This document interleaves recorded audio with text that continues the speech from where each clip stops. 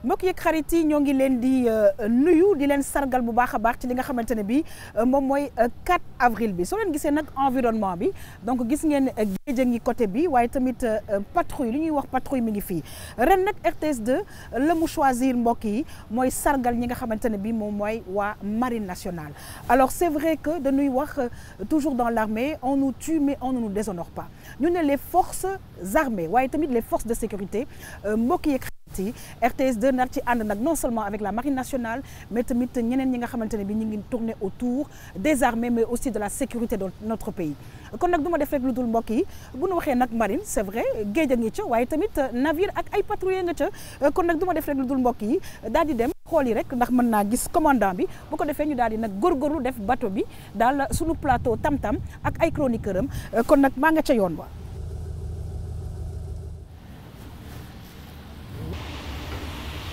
Assalamu alaikum. Maaleykum salam. Bonjour mon commandant. Bonjour. C'est bien le commandant Sougoufara? Oui. Vous allez bien? Bonjour. Ça va, merci beaucoup. Et bienvenue à bord du Kédougou. Ah ben merci beaucoup. Le Kédougou, on en parlera certainement tout à l'heure. D'accord. Merci beaucoup.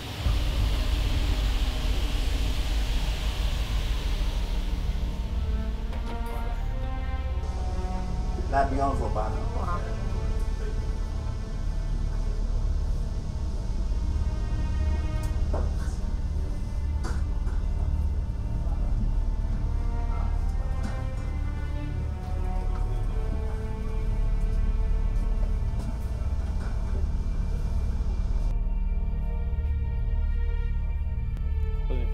Merci beaucoup mon commandant.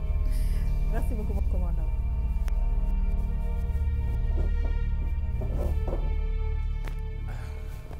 Merci ñu ngi leen di jaajëfal ci seen ñëw bi fii tey di ngeen ñëw seet si ñu donc à l'occasion de la fête nationale de la célébration de la fête nationale.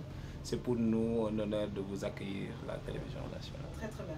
En tout cas mon commandant Sougoufara ñi ngi lay gërëm di la sant xam naa ne nag sànq dugg si na waaye mooy patrouille Kédougou n'est-ce pas? Voilà, tout à fait. Patrouilleur Kédougou. Patrouilleur Kédougou. Donc mbokk yi ñi ngi fi nag ci marine nationale xam ngeen ne nag vraiment thème mu 4 avril bi dafa jëm nag ci mbirum environnement maanaam aar gàncax gi te suñu waxee nag vraiment aar defe naa ne marine nationale yéen a ngi ciy def liggéey bu rafet parce que nag yaakaar naa ne yéen a ngi ñuy aaral vraiment suñu côte yi di am yeneen ak yeneen yu nga xamante ne bi bu ci kanamee danañ ci dugg bu baax a baax mon commandant. Effectivement marine nationale suñu liggéey ñu ngi koy def ci géej te boo waxee géej ne ay écosystème maanaam ay këru ñu fay dëkk maanaam ay gàncax ak ay luy dund lu nekk ci biir waaye day nekk écosystème nag dafa xaw a sensible donc il faut que ñu koy protéger pour que ñi ci dëkk mën a continuer di vivre normalement di régénérer wu donc loolu aussi fekk bokk na ci li nga xam ne ñun dañ koy aar bu ñu nekkee waaw moom commandant nag xam nga nekk vraiment Thierno Dramé dafa demoon def benn sujet vraiment ci waa marine parce que sénégalais yi xam nañ leen naam mais ñu gën a xam liggéey bu am solo bi nga xam ne yéen a ngi koy def kon nag moom commandant man dama def rek lu dul jox la vraiment sujet bi nga xool ko le temps que nag ñuy recevoir Thierno voilà.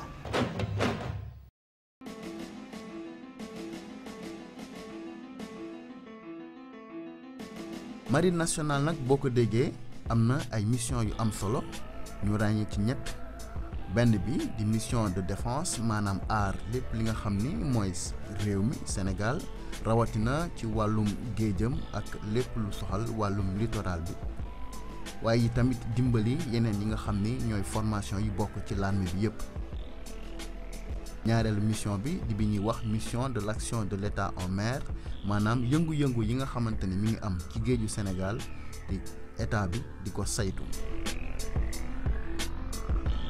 ñetteelu mission bi nag di mission bi ñuy wax représentation diplomatique boo koy dégg maanaam bu amee ay réew yoo xam ne soxla nañu marine nationale bu Sénégal jàppale leen ñu yëngu ci wàllu bu am solo.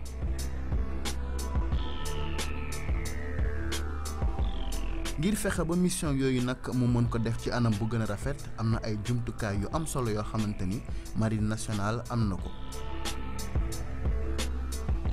boo déggee marine nag xam ni lépp lu soxal wàllu géej la géej nag ay bateau fay dem ci loolu la marine nationale am ay bateau yoo xamante ni nii yu ñuy wax bateau de surveillance la yu mel ni Fuladu Kédougou ak Ferlo ami tamit ay vedette ay bateau yu ndaw yoo xam ne yu gaaw la yoo xam ne mën nañ jóge ci benn poñ dem ca beneen poñ ci nu mu gën a gaawee ak yeneen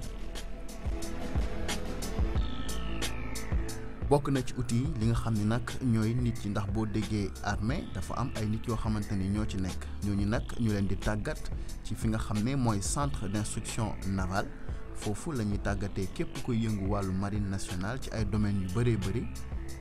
yemul foofu ndax officiers yi bu ñu leen formé fii nga xam ni mooy Sénégal ba pare léeg-léeg ñu dem ci ay mission bitim réew ngir foofu tamit yeesal fa seen jàng. ay bateau nag ay nit a koy jëfandikoo looloo waral ci wàllum formation boobu sax ñu sanc li nga xam ne mooy centre de simulation d'entraînement naval. centre de simulation boo ko déggee mooy ay jumtukaay yu xarale yoo xamante ne nii dañ fi tàggat képp kuy marin ngir dawal li nga xam ne mooy bateau yi waaye tamit lépp lu soxal wàllum entretien moteur yi ak lépp daal loo xam ne mi ngi yëngu ci wàllum yore ab bateau ci géej. fii ñu nekk nii nag mooy salle machine maanaam lépp luy mécanique fi nañuy tàggatee suñu ndaw yi bu ñu defee ay cours ci classe yi ba noppi fii la ñuy ñëw def pratique bi ay machine maanaam yu xarañ lañ yoo xam ne dernière génération lañ mën nañ fi def maanaam groupe électrogène moteuru bateau yi dañ leen di taalee ni leen di fayee fii nañ koy jàngee maanaam fii nañ leen wanee exemple yi balaa ñuy dem ci bateau yi. donc fii mooy passerelle mooy maanaam foo xam ne nii foofu la ñuy dawal bateau bi nekk pour mën a xool lépp lu xew autour bu nekkoon avion dañ naan fii mooy cockpit bi donc fii la ñuy jëlee yenn décision yi fii la ñuy xoolee fan la ñu nekk fii la ñuy xoolee ci radar bi fii la ñuy xoolee paramètre bi donte am na paramètre salle machine mais fii aussi dañ ciy xool paramètre yoo xam ne nii moom la ñu soxla pour mun a dawal suñu bateau yenn information yu importante yëpp fii la nekk. am na instructeur boo xamante ne nii moom aussi moom mooy joxe exercice yi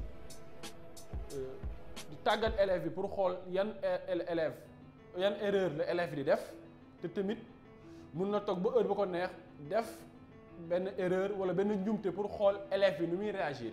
à partir de fii la ñu leen di lancer donc mooy à partir d'ici mën naa modifier les différents thèmes. Donc tout à l'heure il n'y avait pas d'appui mais en fonction des besoins daa toog boobu neex na sànni leen taw pour voir mes élèves comment ils vont réagir face à l'appui mooy yan réaction la ñuy am naa leen benn instant comme bu dee c'est un équipage boo xam ne ñu prépare pour aller en mission en Europe donc surtout ce structure de rencontrer la neige il va falloir planifier. centre bi nag biñ ko sancee yàggul noonu te lu tollook ay téeméeri millions la état du Sénégal investir ngir mën ko sanc fii nag la ñuy saytoo bépp yëngu-yëngu boo xam ne mi ngi am ci kaw géej maanaam bateau bu nekk ci kaw géej gi moo xam nga doon bateau pêche wala nga doon bateau militaire ñu xam ci lan nga nekkee ak yan anam nga fi nekkee ci centre bi sax la ñuy xoolee li nga xam ne mooy dem ak dikk wàllum bateau yi def Dakar Ziguinchor. à partir de fii la ñuy coordonner activités yi am géej yëpp centre bi 24 heures sur 24 am na ñu fi nekk 7 jours sur 7 donc day fonctionner à temps plein et dañ fiy veiller en fait en même temps di alerter et di coordonner les opérations veille bi mooy lan mooy dañoo am ay jumtuwaay yoo xam ne moo ñuy permettre ñu xam lépp lu nekk ci géej gi lépp lu xew ci géej gi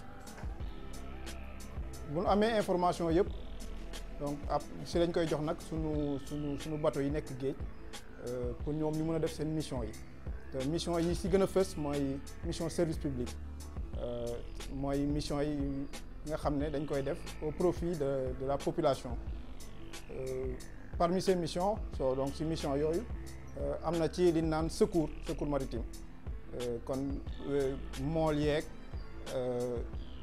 ak képp kuy dem ci géej gi bu amee problème donc ñoo koy dimbali ba mu mën a génn situation boobu mu nekk. voilà ci ñaari écran yi donc da ngeen di gis bii nii couleur yi ngeen di gis yi yëpp ay bateau la moo leen di wan ne donc ñun am nañ moyens yi war yëpp pour xam bateau yi nekk sunu géej donc boo leen xoolee sunu géej lii yëpp la donc ça fait 212 000 km² et moo ëpp sunu superficie terrestre ci benn clic rek donc mën nañ am information ci bateau bi yëpp bi Jamboñ la et am nañ information yi et bi gën a am importance nag mooy position am donc moo ñu permettre donc à chaque fois ñu xam ne bateau bi fii la nekk ak vitesse am ak route bi muy suivre loolu moo ñuy firndeel ni aussi bateau bi amul problème ndax bateau bu amee problème du mën a déplacer wu. Marine nationale nag donte sax day def mission de service public mooy liggéeyu centre bi ñu jugee waaye tamit bu soxlaa xeex wala leneen lu ni mel am na ay fusiliers ñoo xamante ne ni loolu mooy seen liggéey waaye ngir bañ a yem foofu Marine nationale daal di sanc commando marin boo xamante ne ni lu bees tàq la. ñoom nag seen liggéey mooy ay opération yu am solo ci kaw géej ci loolu la ñu ànd ak ñoom ci ay opération yoo xamante ne ni daanaka simulation la maanaam entraînement waaye lépp ngir wane xarañte bi nga xamante ne ñi ngi koy def ngir fexe ba seen mission boobu muy surveillance ak lépp li nga xamante ne ni mooy fexe ba ay trafic wala boog ay napp yoo xamante ne ni dëppoowul ak yoon ñu xeex ko waaye itam bu laajee ay opération de sauvetage ak yu ni mel commando boobu noppi na ngir def ko.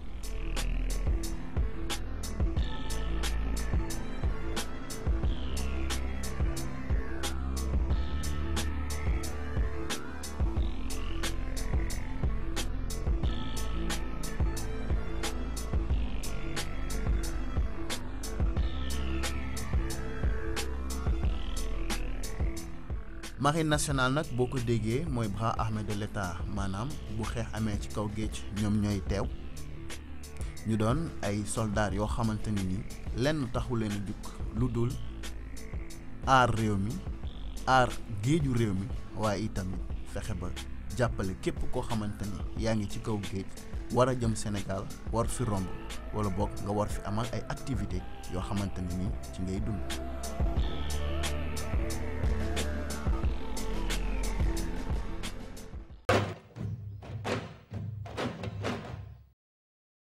waaw mon commandant nag gis nga vraiment sujet bu am solo bi nga xamante ne bii sunu reporter bi Thierno Dramé def na ko ci marine peut-être benn impression par rapport ak li ñu gis parce que nag vraiment sénégalais yi dinañ gis vraiment yu tiens mais yaa Thierno naka la ñuy nuyoo sax fii nii je sais pas. Bonjour. Ça va Thierno. Mais Thierno je t'en prie. alors mon commandant sànq maa ngi koy wax ma ne suñu reporter bi Thierno vraiment ñëw na def dañu def nag Thierno dañu def part belle nag pour la marine nationale parce que tout simplement ren ñun dañu ne focus sur la marine nationale waaye tamit yeneen corps yi ñu invité leen ci biir patrouilleur bi pour mën a waxtaan ak ñoom ci mbirum vraiment la ñuy liggéey pour Sénégal waaye tamit vraiment waxtaanee thème bu am solo bi Thierno jëmale ko ci environnement Thierno.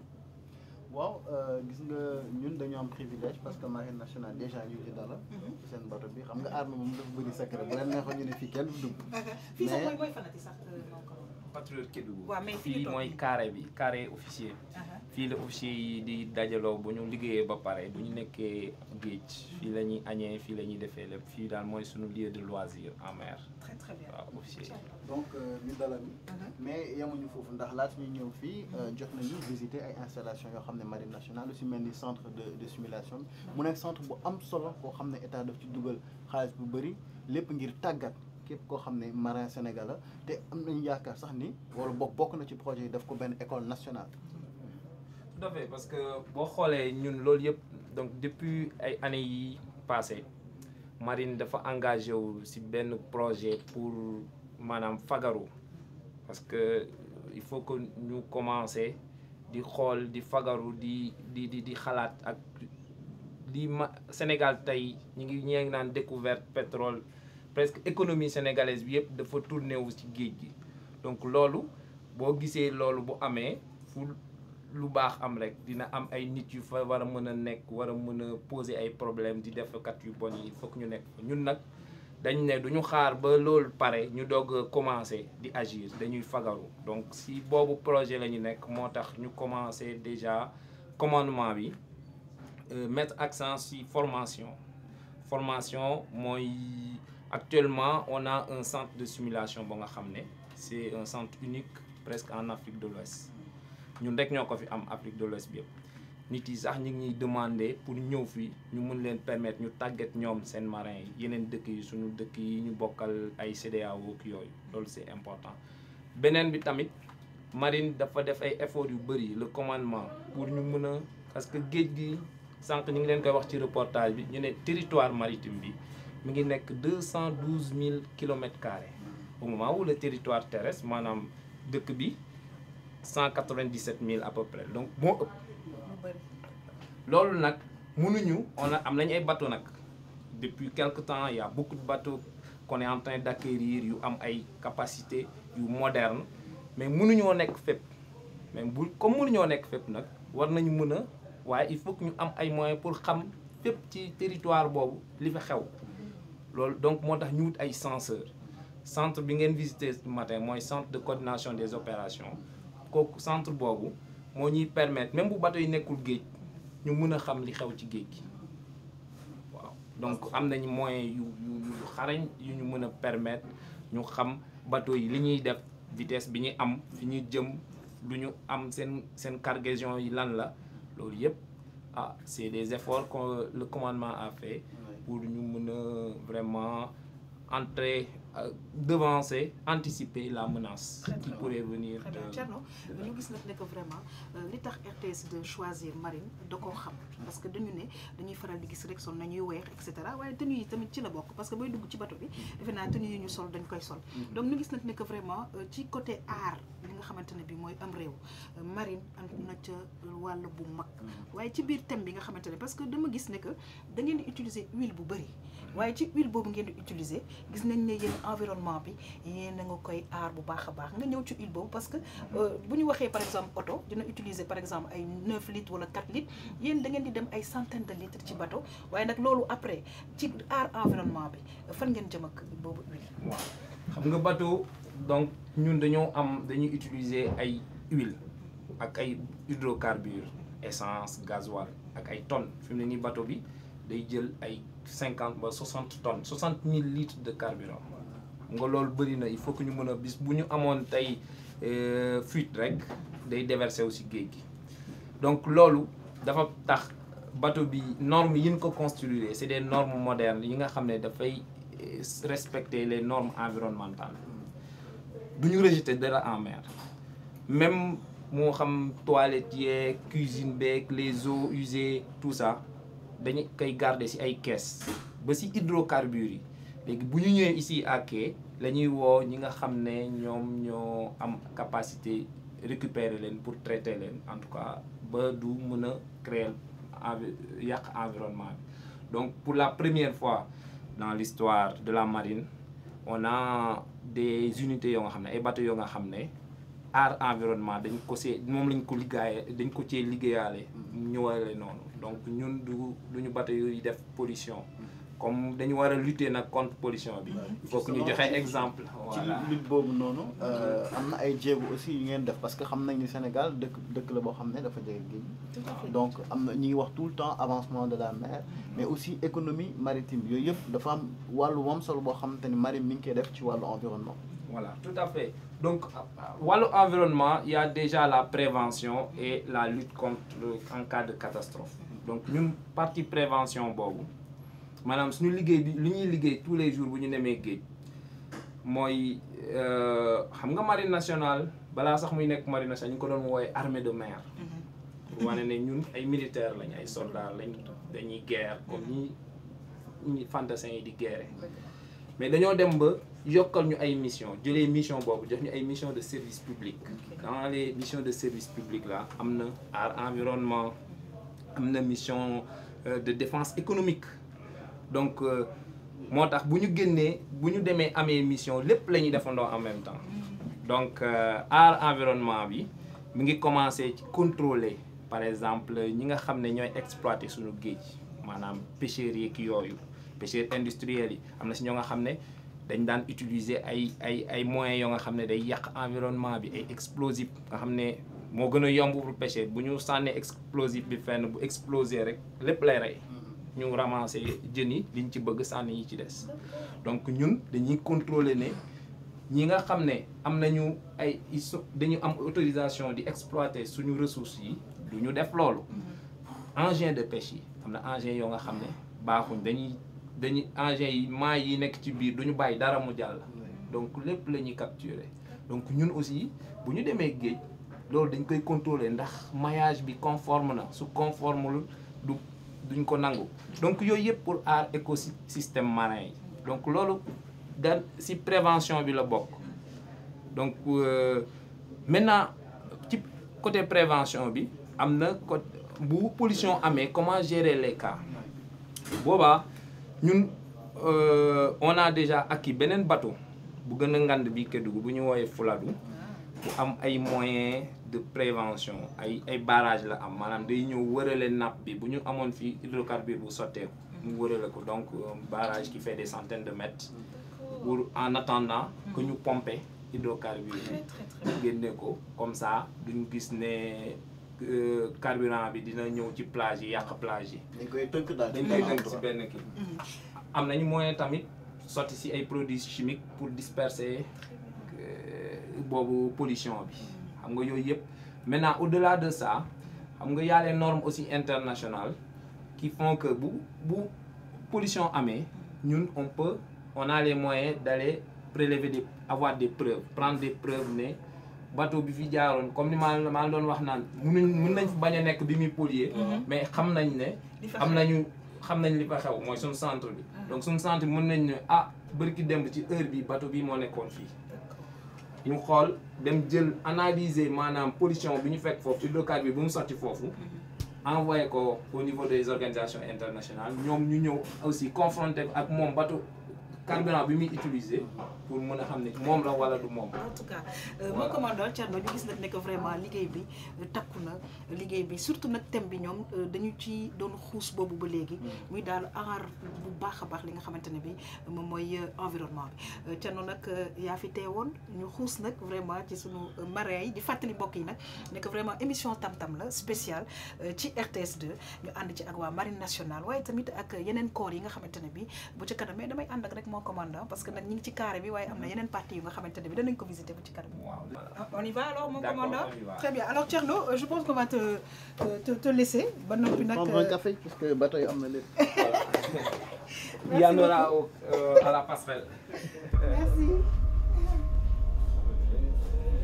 dañuy dem si passerelle bi. Ok. bii mooy bi ñuy commandé bateau. D'accord.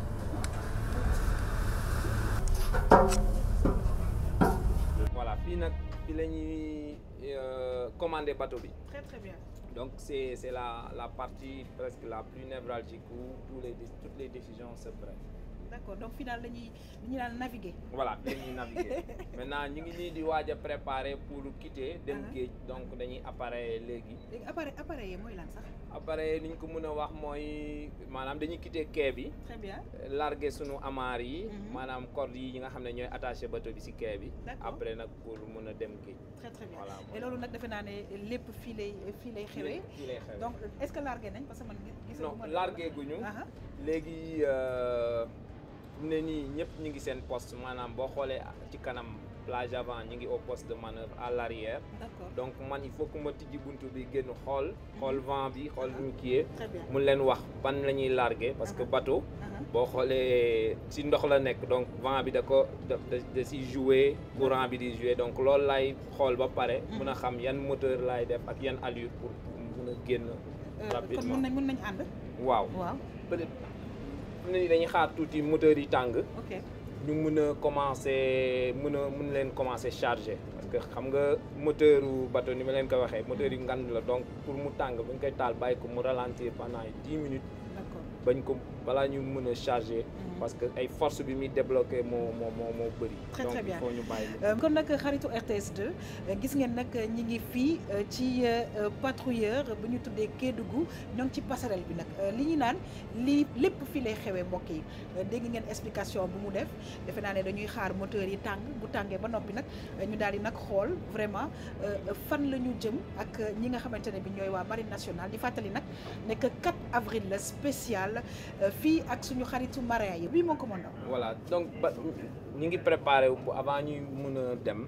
ma leen expliquer fi mooy passerelle bi. mais dafa am ñaari partie. D'accord. partie bi ci kanam nag. mooy fi nga xam ne suñuy naviguer maanaam instant bi ñuy naviguer pour xool ndax bateau yi li nekk suñ autour de nous ak fi ñuy jaar ak yëpp ak route yi fii lañ koy defee. d'accord mais dafa am partie bu nekk fee ci ginnaaw. waaw boobu xam naa dafa xaw a dañ ko c'est secret daal. c'est parce secret que foofu la ñuy gérer ñun. D'accord. suñu opération. Ok. opération militaire yi ni war a def. Aha. ci partie boobu lañ koy. D'accord, gérer. kon daal Maanaam boobu dañ koy suñu off. waaw Très, très bien. ba ci kanam waaw. d'accord mon Voilà. commandant kon nag ñu xaar tuuti. voilà waaw mën a départ. léegi gis nga nii partie bii nii. Aha. côté bii moom mooy fii chef de car bi nekk. kii Waaw. moom mooy joxe route yi. boo xoolee côté bële. waaw. fa la ñuy régler machines yi. Hmm. donc bouton yi mun nañu démarrer machine yi fii mun nañ leen fi fayee ak sunu générateur yi nga xam ne moo ñuy permettre ñu am électricité yépp Mhm.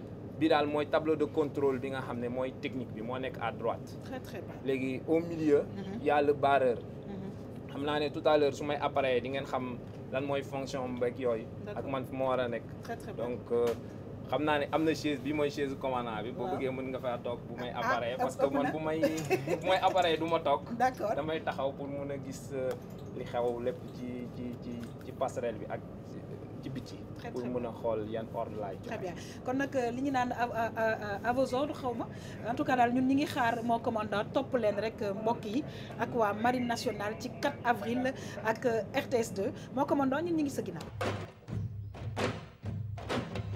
mën nañoo dem ndax port bi libre na parce que port bi xam nga buntu la rek il faut que nit yi ñaar des fois bateau yëpp mënuñoo génnandoo. tout à fait. donc ñoom ñooy kii réguler affaire bi trafic bi nee nañ ñu mën nañoo dem. D'accord. mais daa am benn navire bu nekk 01 moo nekk fii quai hydrocarbure ok moom la ñu war a def attention bu nekkee appareil na ñu xool nañ la ñuy jaaree à côté comme ça ñu dem c'est comme le code de la route en fait. très très bien voilà léegi nag yow sa place fan la mon commandant. en mer fii la fii mooy chaise commandant bi. Très, très bien. donc fii laay nekk d'accord. mais bu amee ay situation Mhm. ma de navigation yoo nga xam ne daal dañuy naviguer nii rek. Waaw. mun naa toog fii xool ski bi mais bu ñu amee des situations opérationnelles nga xam ne dañuy am ay actions yu ñuy def d'accord. boobu damay dem fële ci centre de gestion bi ok qui nous et bu ñu permettre ñu gérer action militaire yi ñuy def ok et bu boobaa man ci ginnaaw laay nekk. très très bien. Voilà. donc léegi instant bi dañ lay bàyyi nga toog wala qu'est-ce qui va se waaw passer. léegi nag fi mu ne nii damay appareil du ma Waaw. toog Doo toog. damay taxaw parce que bëgg naa xam ci biti bateau bi lan moo fa nekk d'accord donc il faut que damay génn fi mu ne nii léegi dañuy tijji buntu bi waaw ma génn xool vent bi ban nu muy def ci bateau bi ak courant bi d'accord. ma mun a xam nan laay def pour génn.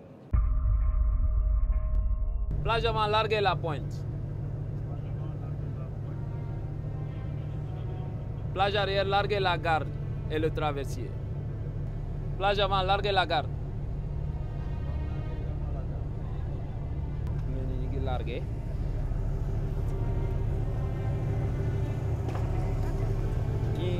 ñi nga gis ni bu su nekk am nga rôle booy joué am na yoo nga xam ne ñooy freiner bateau bi am na yoo nga xam ne ñoo koy tax du arrière am yoo nga xam ne ñoo koy collé ci quai bi donc fu mu ne nii largué naa bien reçu plage arrière larguez la pointe.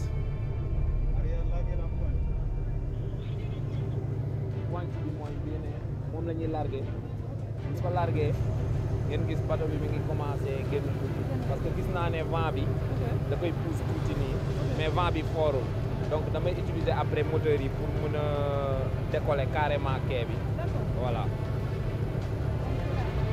Machine tribord avant stop bien.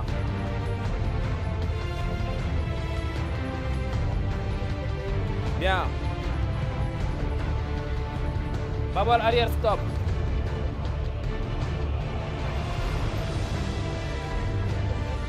Bien. Tribord avant, bâbord arrière. Bien. Stoppez. Bien. Plage avant largué. Les deux machines arrière. Bien. Tribord stop. Bien. Bien.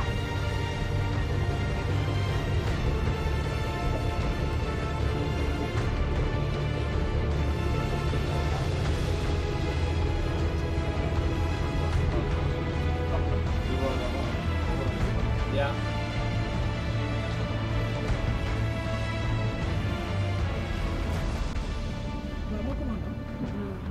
déranger sànq. maa ngi dégg tribord babord léegi. ñun jóge nañ ci quai bi. léegi direction. waaw nit ñi ñu ngi génn gis ngeen buntu port bi moo nekk nii. ah fi mooy buntu port. waaw dañuy génn gis ngeen Gorée ndale. ok bu ñu génnee léegi après contourner Gorée ne nii noonu laay def nii. bato bi dama koy redressé. ba mu jàkkaarloog buntu port bi. ok ci buntu port bi le bateau yi di dem. Babord stop. Babord stop. À gauche 20. Voilà. Bien.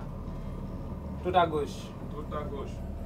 La barre est tout à gauche. Bien. Tribord stop. Tribord stop. Les deux sont stoppés. Bien. Waaw, allez-y.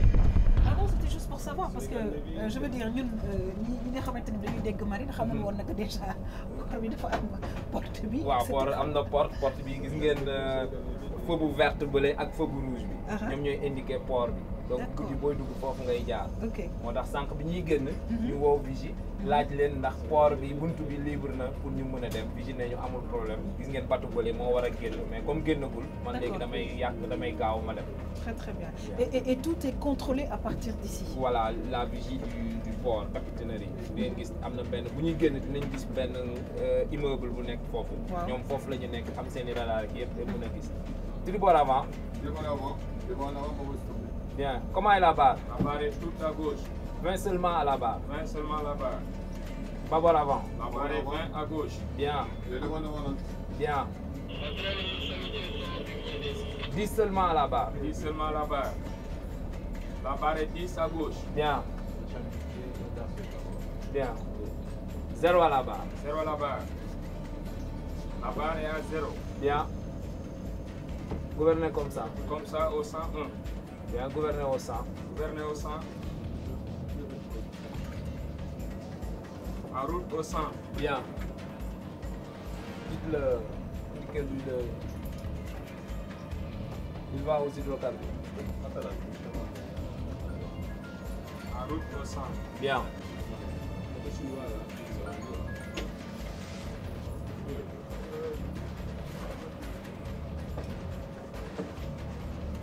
donc on voit avec les lumières que le bateau bi nekk fële. waaw mi ngi leen di gis et donc vous coordonnez. voilà on coordonne pour wax ak moom. bu ko mënee woo mu gis ñu laaj ko ne ko ndax moom lan mooy intention am. buñ ko mënul sax wax ak moom si communication bi dañ koy def ay coups de sifflet. ok buñ ne ko ci benn coup mooy ne ko ñun si tribordam la ñuy jaar. wala ñu ne ko mën nañ ne ko dañuy jaar ci babordam moom dina xam. il sort également d' accord ok. comme moom ñun dañ koy rattrapé fi mu ne nii moo ñu jiitu bon dañuy wàññi tuuti bàyyi ko mu génn. vitesse su bateau bi. waaw vitesse su bateau bi mën na dem ba combien. voilà bateau nag boo xoolee bateau yi. gaal bu ma la ko mënee misaal mooy gaal 7 nœuds lay def maximum. mooy 14 kilomètres à l'heure. waaw c' est lent ngeen boole ko gisee naan c' est lent. c' est lent ouais. mais c' est pas si lent que ça. ok bateau yi ngand yi ngay gis yëpp du ñu dépassé ay 15 nœuds mooy 30 kilomètres à l'heure. d' accord. ñun nag bateau la boo nga xam ne mën na dépasser ay 40 kilomètres à l'heure ba 45. donc ñun suñu vitesse bi ñu am tey. mën na bateau yi ngay gis yëpp suñu vitesse mat na leen ñaar. donc lu ko waral parce que ñun patrouilleur lañ. d' accord bu bateau bu ñu mën nañ dàq bateau war ko intercepter. oui babord stop. Tribord stop. bien à droite 20. À droite 20. 0 dafa décoller La barre est 20 à droite. La barre est 20 à droite. bien. donc moo tax ñun suñu action xam nga géej moom li fay xew gaawul daal. maanaam moo tax it fi mu ne nii bu ñu newoon tey. La barre est 20 à droite. 0 à la barre. 0 à la barre. La barre est à 0. bien gouvernez comme ça. Comme ça au 119.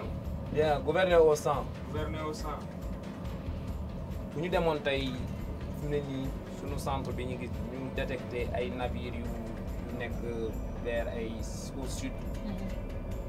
war nañu am nañu temps pour préparer ñun ba dem intercepter leen parce que balaa ñu egg fii Dakar peut-être na am ay 14 heures 15 heures de temps. d'accord parce que seen vitesse moo kii mais ñun en tant que patrouilleur ak c'est pour la première fois dans l'histoire de la marine ñu am ay bateau yu am vitesse yu assez importante yi nit ñi bateau yi ngay gis yëpp ñun suñu vitesse mat na leen ñaar donc mën nañu leen dab bu ñu leen bëggee bu ñu leen dàqee ñu daw ñu mën nañ leen jàpp maanaam daal seen liggéey côté boobu tam nekk na ay gendarme ngeen ay policier ngeen ay douanier ngeen ci mer bi voilà waaw da ngeen ëmb corps yëpp daal ñun on fait l'action de l'État en mer.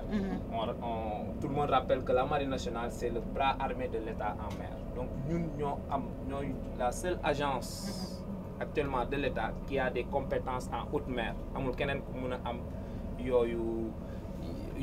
yoyu possibilité. Très très bien. Donc lolu amna ki motax buñu nekké geej dañuy def ay action de police, action de gendarmerie, de police des frontières, de douane, tout ce qui on regroupe tout ça. Très très bien. Xam nga nak buñu né bien. Les deux machines avant. Les deux machines en avant. À droite 5. Droite 5. La barre est 5 à droite. Bien. Donc léegi ñu génn ci passes yi. Très très bien. Mooy en terme technique porte bi ñuy wax ni marine bi mooy les passes. On l'appelle passe quoi dans le jargon marin. laata ñuy génn nag parce que xam naa ne dinañ xaw a doxandu tuuti. yéen a ngi seetaan di fàttali nag ne RTS 2 mi ngi ci biir patrouilleur bu ñu tuddee Kédougou ànd ak waa marine nationale ngir féete rek li nga xamante ne bi mooy suñu fête nationale. 0 à la barre. 0 à la barre. La barre est à 0. Bien. Je peux continuer mon commandant? Très très bien. Alors non c'est normal parce que nag il faut que ñu dawal bateau bi normal. Léegi nag dañuy ñëw vraiment dem xool suñu mbokku militaire parce que ñoom itamit kon niñ ko xamee Sénégal ba mu jëlee indépendance am mbokk yi xam ngeen ne il a fallu nag tamit que ñu aar suñu réew te nag aar réew mi ngi ci géej gi mi ngi ci terre bi mi ngi ci jaww ji et cetera kon nag suñu xarit Maïmouna Sy dafa demoon nag ci suñu xarit militaire yi am waxtaan bu am solo bu nga xam ne seqoon na ko ak ñoom mon commandant dama lay jox tablette bi rek ñu xoolaat sujet bi bu ko defee rek mën a waxtaan nag parce que nag vraiment waxtaan ak Maïmouna ci daal na mu ñu indil ci suñu xaritu militaire yi kon nag ñu dem ma jox la kii bi. waaw damaa bëggoon rek ñu bàyyi. tuuti ya waaw ma génn. très bien ba jël bateau bi confier ko benn chef de car. waaw pour mën a naviguer comme ça moom mën a libre. kon nag sujet bi dañuy xaar tuuti parce que nag commandant. 30 minutes 30 secondes rek.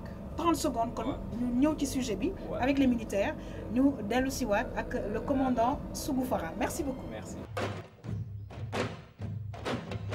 Malgré que bateau bi moderne mun nañ def yëpp toog rek jàkkaarloog suñu ordinateur mooy gérer bateau bi yëpp mais ñun marine mi de guerre lañ donc dañuy nekk dañuy fagaru daal mën nañu nekk dans une situation ba nga xam ne dañuy perdre électricité bi bu boobaa carte bii dañuy jël di naviguer comme ni ko maam yi daan defee donc moo tax ñaar yëpp la ñuy allier modernité bi ak la sécurité mooy la tradition qui est plus sûre mu nekk si des choses comme ça. Très bien. Voilà. Alors une question laata nag ñuy dem si suñu xaritu militaire yi parce que dañu gis ne avion yi par exemple ñoom dañu am pilotage automatique yéen comment ça se passe pour vous est-ce que durant tout le trajet vous êtes toujours là ou comment ça se passe? Pour la première fois d'ailleurs dans l'histoire de la marine, on a des bateaux comme ce bateau, il a un pilote automatique. Nous aussi, on peut tracer des routes sur l'ordinateur et automatiquement faire suivre les routes par le bateau. Très très bien. Et bii moo gën a compliqué parce que bii bateau bi xam nga ne vent bi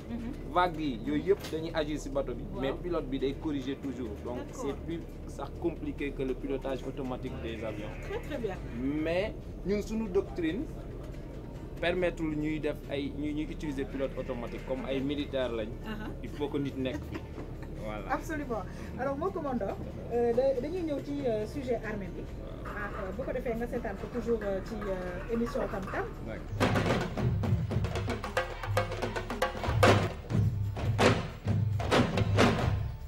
bu ñu ne sàmm ak aar gàncax gi ñii di militaires yi am nañu ci wàll bu rëy fépp ci Sénégal nag ràññee nañu ci seen taxawaay. arme yàgg na ko def waaye ñetti at yi passé njiitu réew mi dafa gis ni ñuy sàccee suñu gàncax yi ci ay région de Sédhiou Tambacounda Kolda Ziguinchor dafa jéggi dayoo ay camions yoo doon ñëw jógee ci beneen dëkk jël sàcc suñuy tronc avec la complicité nag de population locale bi par moment ñoom ci tamit par ignorance wala parce que dañuy wut dara rek donc mu décidé mu ne léegi dafa bëgg a xeex bi parce que bu ñu waxee environnement léegi li ñuy xalaat mooy eaux et forêts ak parcs nationaux mu ne nag force de défense et de sécurité yëpp muy armée muy gendarmerie muy police muy douane ñëpp dañuy mànkoo boole seeni doole ñu bokk ci xeex bi.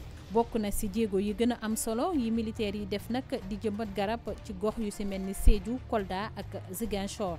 dañu am armée dañuy def entraînement bu ñu defee entraînement fi ñu entraîné woo dina am lu ñuy yàq parce que booy entraîné woo dina am loo yàq moo tax ñu jël benn campagne de reboisement ci biir entraînement bi ñuy def bu ñu nekkee ci opération yi ak ci biir camp yi opération yi même suñuy gars yu dem ci yeneen dëkk yi def ay opération dafa nekk léegi ci suñu culture dañu développer culture boobu pour jox leen ci benn mandarga ci nawet bi mujj chef d'état-major armée de terre ànd ak directeur des eaux et forêts de la conservation des sols dem nañu te fi ñuy wax Morolan ñu jëmbat fa téeméeri junni garab yi ñen ñoo ko jëmbat mooy lu toll ci 2 junni militaire. armée nationale ba léegi tey nag jaaree ci ñi nga xam ne ñoom la ñu dénk génie militaire dinañu participer ci defar ay barrage ak i dikk ngir xeex ak géej gi nga xamante ne mooy utal ci dëkkuwaay yi rawatina nag ci ay diwaan yu ci mel ni Tëngéej. dañuy xeex contre l'érosion côtière mooy géej gi ni muy avancé bay nangu kër yi boo jëlee en 2008 juin 2008 si mes souvenirs sont exacts Thiawlène ci Rufisque participer nañu ci travaux de réhabilitation digue bi nga xam ni mooy arrêté géej gi ci côté boobu fële tamit ci Saly xam nga tourisme dafa am solo ci réew donc géej gi da doon menacé yenn récifs hôteliers yi donc def nañu fa benn campagne de 2 mois en 2009 pour ay activités yu ñuy wax activité d'enrochement mooy jël xeer yu mag ñu dugal ko pour mu arrêté géej gi nu muy avancé. suñu liggéeyu armée nationale nag ci xeex ak aar li nga xamante ne mooy gàncax gi yemul foofu rek ndax lépp luy mbalit yuy bàyyeekoo ci ay oto lu ci mel ni ay pneu wala ay diw yu bon am nañ ci ab pexe ñi koy toppatoo nag nekk ci fii ñu naan direction du matériel des armées. pneu yi dafa am ay sociétés yoo xam ne ñu ngi fii pour recyclage des pneus wala pour recyclage des huiles mortes et des graisses dañuy liggéey ak sociétés yooyu pour jox leen ko ñu koy recycler def ko leneen boo jëlee tamit direction des transmissions dañuy jëfandikoo informatique ñoom ñoo yore suñu parc informatique donc li ñu yor ci moyens yooyu dafa bëri te daf c'est biodégradant ñoom tamit dañ siy jouer ay jéego yu bëree bëri. mu mel ni nag ponk bi nga xamante ne moom la ñu jël ren ci màggal la li nga xam ne mooy fête indépendance militaires yi am nañ si wàll bu rëy a rëy te saa su ne ci bés bu ne ci jéego yi ñuy tekk mu mel ni dafay feeñ bu baax a baax ci seen liggéey.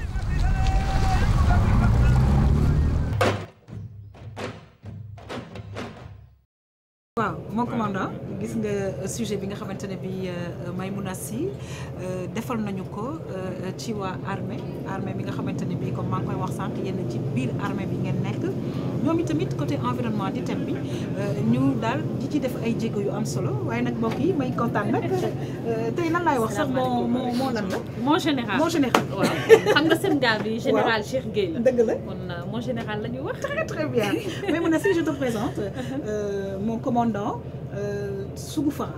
Enchanté mon Merci, commandant. enchanté. Mes respects. Merci beaucoup. Très bien alors Maïmouna gis nga ne ko boobu ba léegi ñu ngi ànd ak nag waa marine nationale ànd ak commandant bi vraiment jóge nañu Dakar xam nga nekk ci patrouilleur bi daal vraiment di ànd ak ñoom ci li nga xamante ne bi mooy 4 avril bi may moom itamit di militaire parce que bu nu fàtte nag nga marin ay militaire lañu la demoon ci militaire yi tamit def fa gëstu parce que nag thème mu environnement bi yaakaar naa ne ñoom itamit ñu ngi ci liggéey lu am solo Maïmouna. waaw ni nga ko waxee noonu la yaa xam comme ni ngeen ko gisee ci élément bi xam nga bu ñu waxee armée nationale nag ñoom am na daanaka mën nañu wax ñeenti ponk yoo xam ne dañ siy yëngu bu baax a baax jëm ci protection de l'environnement bi si njëkk moo jëm ci wàllu reboisement maanaam jëmbat garab parce que ñoom dañoo def aada fépp foo xamante ne dañ fa dem di def ay entraînement ak yooyu xam nga donc cela suppose que ne champ de tir yeeg yooyu dana am lu fa yàqu ba dañu faa jógee nag dañu jëmbataat garab ba pare ñu dem sax ba gën a sori loolu jëmbat garab bi dañu dem ba institutionnaliser ko bu ma ko waxee nag mooy ne SEMGAP bi bépp déplacement bu mu def fu mu munti dem balaa mu fay jógee daf fay jëmbat garab bu demee Mali balaa mu fay jógee dana fa bàyyi benn garab bu ñu jëmbat bu ñëwee sax ca 58 boulevard de la République biir RTS bu fa ñëwoon comme par exemple visite ni waaw kañ suñu jardin botanique ba dana fa jëmbat garab parce que ñoom sax dans le cadre de comme ni ma ko waxee protection environnement bi am na sax jardin boo xamante ne ñu ngi ko tuddee Amdala Cissé foofu it bokk na ci li jëm ci wàllu reboisement bi école armée de l'air bi nekk Thiès itam bokk na fi nga xamante ne dafay def jëmbat garab. très très bien léegi nag mon commandant ñi ngi wax ak mbirum jëmbat garab mais nu gis nag ne que ci biir loolu may def na ko ci reportage am ne que vraiment tamit ñoom ñi ngi def benn liggéey pour que bois boobu ñu bañ ko di ko sàcc ak di ko daggee ci anam yu baaxul parce que yaakaar naa ne loolu tamit daal nekk na benn façon bu banditisme bu nga xam ne armée bi ñu ngi ci jóg bu baax. Tout à fait colonel Ndiaye wax na ko dire pas sànq si intervention comme ñun armée nationale armée de terre surtout mi ngi fépp ci territoire terrestre bi ci forêt yi ci kii donc ñoom ñoo nekk en première ligne pour mën a jàkkaarloog ñiy def ñaawteef yooyu parce que quand même déforestation kenn bëggu ko te du lu doy waar la donc armée nationale mi ngi ciy def lu bëri parce que bandi yooyu c'est vrai am nañu ay moyens yoo nga xam ne mën nañ ay moyens ay gànnaay mais armée nationale day xeex ak ñoom ba génnee leen ci forêt yi ba forêt yi mën a reconstituer comme ni ko colonel bi waxee armée daa soxla ay forêt tamit pour sax ses entraînements. Absolument. Donc loolu la peut-être liñ ciy yokk au-delà ci élément bi mooy ba lañ gisee ñi ngi wax réchauffement climatique. Réchauffement climatique day engendrer ay conditions climatiques extrêmes ay inondations ay sécheresses ak yooyu mais l'armée aussi est en train de se préparer à pouvoir secourir les populations en cas de catastrophe naturelle. Absolument. Donc loolu on a des cellules dans l'armée basées à l'état-major général des armées qui sont chargées uniquement de réfléchir sur ces domaines-là. Absolument. Et pour pouvoir intervenir en cas de catastrophe naturelle. xam nga may la ma neex ci mbir mi mooy dañu les forces armées mooy force yëpp dañuy lëkkaloo ne les forces de sécurité mooy aar li nga xamante ne bi mooy sunu Sénégal bi parce que nag bu ñu fàtte ne tey le 4 avril ne que dañu jël sunu indépendance en 1960 waaye defe naa ne boobu ba léegi ci côté vraiment sécurité bi ñu ngi ci def ay jéego yu mag ci biir armée bi may ñu gis nag ne que vraiment mbirum environnement la ñuy wax waaye yemuñu rek ci loolu am na ci yeneen ñu nga xamante ne bi ñu ngi cee yëngatu waaw ya xam ni nga ko waxee noonu la parce que mon commandant dugg na ci lutte bi nga xamante ne ñu ngi koy def contre le trafic de bois ñu gën ko xam ci booru Kolda ak gox yi nga xamante ne moo ko wër junj na itam lu jëm ci wàllu érosion côtière bi bu waxee changement climatique nag xel li dem ci érosion côtière bi maanaam géej gi nga xam ne day jug fekki dëkkuwaay yi loolu armée bi am na liggéey bu am solo boo xam ne jot nañ ko def par exemple bu ñu jëlee rek ci fàttaliku juin 2008 digue bi nga xamante ne tabax nañ ko fële sa Tëngéej ca Thiawlène armée bi def nañ fa liggéey bu am solo loolu itam def nañ ko ci gox ba nga xamante ne mooy Saly muy lu am maanaa loo xamante ne vraiment dafay jëmmal ak concrétiser bu baax li nga xamante ne moom la ñuy wax concept armée nation. Voilà. Très très bien defe naa ne chaque fois nag li ñuy wax ñu ngi koy dëggal on nous tue mais on ne nous déshonore pas. defe naa ne ci loolu mon commandant yéen ñëpp ci ngeen di wéy. Tout à fait. C'est notre leitmotiv, c'est ce qui caractérise le soldat sénégalais. Quand je dis soldat sénégalais, c'est le soldat qui vient de Bango jusqu'au commandement supérieur. C'est une action, c'est quelque chose qui est toujours présent dans toutes les actions des armées. Et c'est assez important. Nag ci biir armée bi may xam ne yaa ngi sol tenue nga gis nag nekk vraiment jigéen ñi ña ngi ca armée ba mais ci biir marine nationale jigéen ñaa ngi ci kon yaakaar naa ne ñoom itamit côté boobu ñoo ngi ciy yëngatu bu baax may ñu xuus nag vraiment ci li nga xamante ne bi tey moo ñu fi indi muy 4 avril bi ak protection bi nga xamante ne bi de l'environnement suñu xaritu militaire yi ñu ngi ciy wéy waaw suñu xaritu militaire nag yaa xam comme ni nga ko waxee yemuñu ci li nga xam ne jot nañ ko wax léegi parce que lépp loo xamante ne dafa jëm ci wàllu pneumatique ak lu ñuy naan huile morte ak graisse maanaam mooy lépp luy bàyyeekoo ci oto yi wala yenn bateau yeeg yooyu muy diwlin yu bon yoo xam ne day bàyyeekoo. mais bateau yi nag moo commandant nee na bateau yi nag ils ont trouvé la solution. waaw tout à fait. waaw mais c'est li muy wax nii. waaw c'est dans la même logique je pense. dans la même logique voilà que ñun graisse yooyu dañ koy mettre dans des caisses stocké ko et une fois à quai ñu jox ko les structures spécialisées pour ñu traiter leen comme ni ñu ko wanee fii ci élément bi justement loolu la wax na ko daanaka lu jëm ci pneu yi tamit noonu lañ koy defee après ñu jox ko nag ñeneen ñoo xam ne dinañ ko mën a jëfandikoo ba dugg sax ci biir label 221 parce que gis nañ ne pneu yooyu dañ koy récupérer di ci defar ay salon di ci defar ay objets yoo xamante ne nit mën na koo utiliser maanaam des objets utilitaires donc armée nation daal yaakaar naa ne bu ñu xoolee tuuti rek dinañ gis ne militaires yi am na liggéey bu am solo boo xamante ne def nañ ko ci yaxam ma jeexal rek ak synergie bi nga xamante ne yaa ngi ko doon wax sànq parce que boo xoolee comme ni nga ko waxee dañuy ne les forces de défense et de sécurité mu am synergie boo xam ne moo dox ci diggante corps yooyu yëpp ñoom ñëpp nag ñu tënku ci directive boo xamante ne président de la république moom moo ko joxe ne nañu gën a taxaw ci lépp loo xamante ne dafa jëm ci wàllu sécurité ci wàllu défense rawatina nag protection de l'environnement muy lu am solo loo xamante ne eaux et forêts gendarmerie police ñi ngi fi militaires yi donc rafet na daal ndax lu comme li ñuy wax rek mbooloo mooy doole dëgg la waaw te ñoom ñëpp bu ñu lëkkaloo yaakaar naa ne bu ñu ne état ñooñu ñëpp dañ cay baax pour vraiment aar ñëpp donc ñu gis nag ne que vraiment bato baa ngi yëngatu maa amoo mal de mer xaw naa am tuuti rek gisoo ni ma jafandoo xanaa très bien nga gis nag carte bi sànq ñu ngi koy commencé moo commandant carte bi daal xam naa ne daal nit daal loo jàngul xamoo ko rek man daal gis naa ay yu xonq waaw mais daal njàng la daal Gorée ngi nii fii Dakar la port baa ngi nii donc c'est une carte marine duñu génnewuñu les structures terrestres yu ci gën a bëri mais dañ joxe quelques indications donc ñun on est à peu près fii côté bii nii génn nañ ci port bi contourné nañ Gorée bon après dañuy léegi ñu commencé defaat demi tour donc fii la ñu nekk daal ci zone bi très bien voilà en tout cas ñi ngi gërëm bu baax a baax Maymouna Sy madame Guèye ci reportage bi nga ñu indil fii ci 4 avril bi en tout cas au nom de tous les Sénégalais de tous les Africains ñi ngi remercier sunu forces armées yi ak sunu force de sécurité yi parce que su ma waxee au nom de tous les Africains mon commandant dafa mel ne da ngeen di opérer comme on dit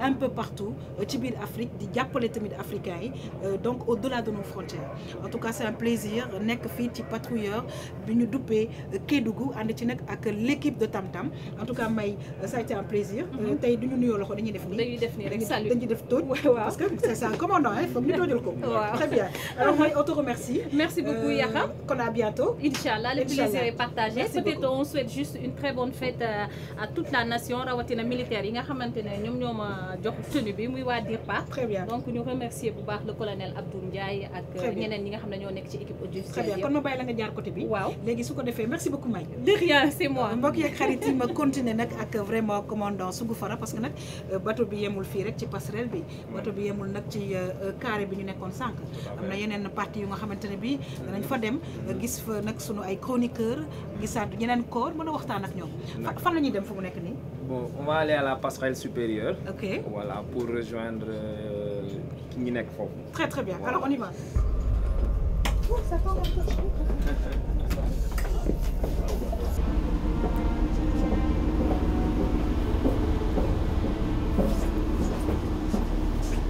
merci beaucoup mon commandant escalier yi tax nañ mënu ma woon téye kii bi tout à fait les escaliers sont assez raides quoi tout à fait alors mon commandant fan la ñu nekk actuellement là on est à la passerelle supérieure oui. donc d'ici on peut voir la veille se fait ici on peut voir l'extérieur et pour prévenir en cas de rencontre de navire d'accord donc voilà très bien alors ci biir passerelle bi xam naa ne dinañ fi am waxtaan bu am solo parce que toujours ci ñi nga xamante ne bi dañuy aar vraiment état bi di ñu aar ñun ñëpp dafa am benn pàcc aussi bu am solo muy waa Eaux et Forêts xam nañu wax nag mbirum environnement nekk thème mu ren bi ñoom itamit ñu am sujet bu nga xamante ne bi Khady Camara defal nañu ñu ko mbokk yi may fàttali nag vraiment RTS 2 émission Tam Tam spéciale 4 avril fii ci patrouilleur Kédougou kon nag moo commandant comme ni ñu defoon sànq rek dama lay indil vraiment sujet Khady Camara bu ci kanamee nag ñu invité ko ak invité mën a waxtaan ak ñoom bu baax a baax.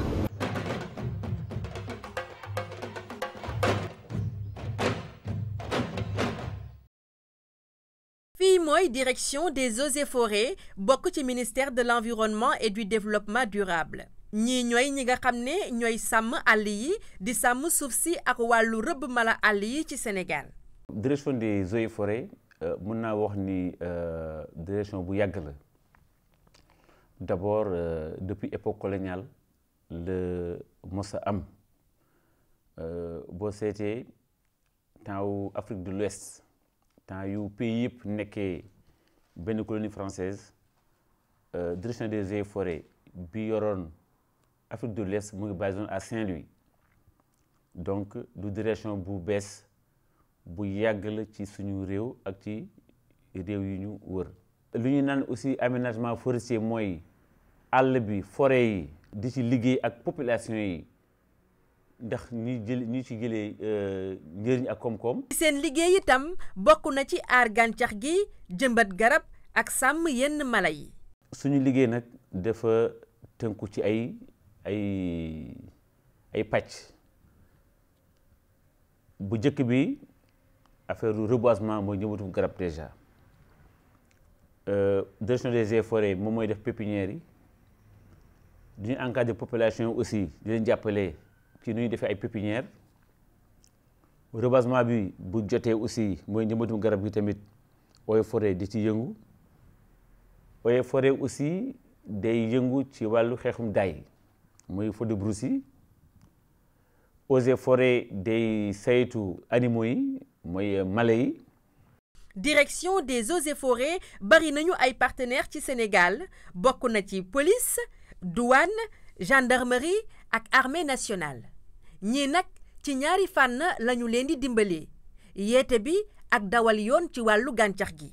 dafa am benn trafic international ci mala yi bi ne ci àddina bi waaye Sénégal dafa bokk ci li ñu naan la convention CITES ku bëgg a jàllee Sénégal ay der wala yu demee noonu yu ñu set buñ ci tombé rek dañ ko jàpp boo seetee fan yi passé rek jàpp nañu daanaka 550 dépôts téeméer ak juróom fukk ak ñett daanaka der yu ñu jàpp te der bu ci nekk ci am mala la jógee xam nga loolu mala yi ci dee bare na boo seetee suñu réew at yi wees dañoo xawoon jànkoonteeg benn problème bu metti ci Casamance mooy càccum bant bi ne foofu chef de l'État joxoon ordre force défense sécurité mooy armée gendarmerie police douane ak ñu jàppale waa eaux et forêts ci xeex mbir moom. direction des eaux et forêts mu ngi liggéey bu rafet ci wàllu xeex ndóol ci Sénégal ak teen yooyu ñuy woowee carbone teenu carbone yooyee nag ñu ngi andi tey xaalis bu takku boo xam ne day yokk koom-koom di jëriñ askan wi ci fànn yu bari. ñuy wax teenu carbone waaye teen bi dafa am lu mu njëkk joué d'abord avant muy jël carbone bi teen bi mooy forêt rek forêt. li mu jur ci koom-koom ci àddina dafa nekk lu am solo mun naa xam ne suñu réew Sénégal suñu reenu développement suñu reenu yokkute suñu reenu koom-koom mooy àll mooy forêt environnement. am na benn projet PADEC bi ma wax sànq financé par le Canada 2016 déjà rek on a produit 30 tonnes de miel exploitation forestière bi tey. chiffre d'affaires bi rek ça tourne autour de 15 milliards. kon nag gàcce ngalaama direction des eaux et forêts ci liggéey bu xarañ bi ñuy def ci réew mi ndaxte bu ñu ko xaymaa li ñuy aar ci àll Sénégal yi toll na ci fukki millions ak ñetti hectares ci yaatuwaay bi.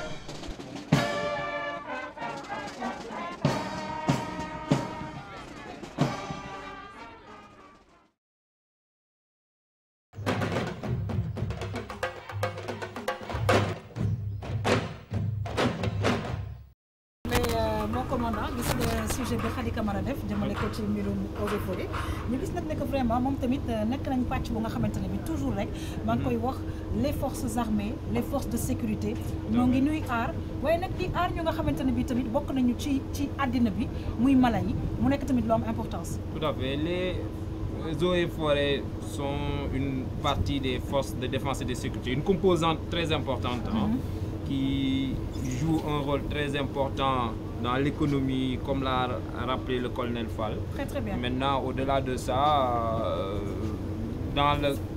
Oui, allez-y. Au-delà de ça, l'armée, donc on travaille maintenant en synergie après pour répondre aux instructions du chef de l'État, chef suprême des armées.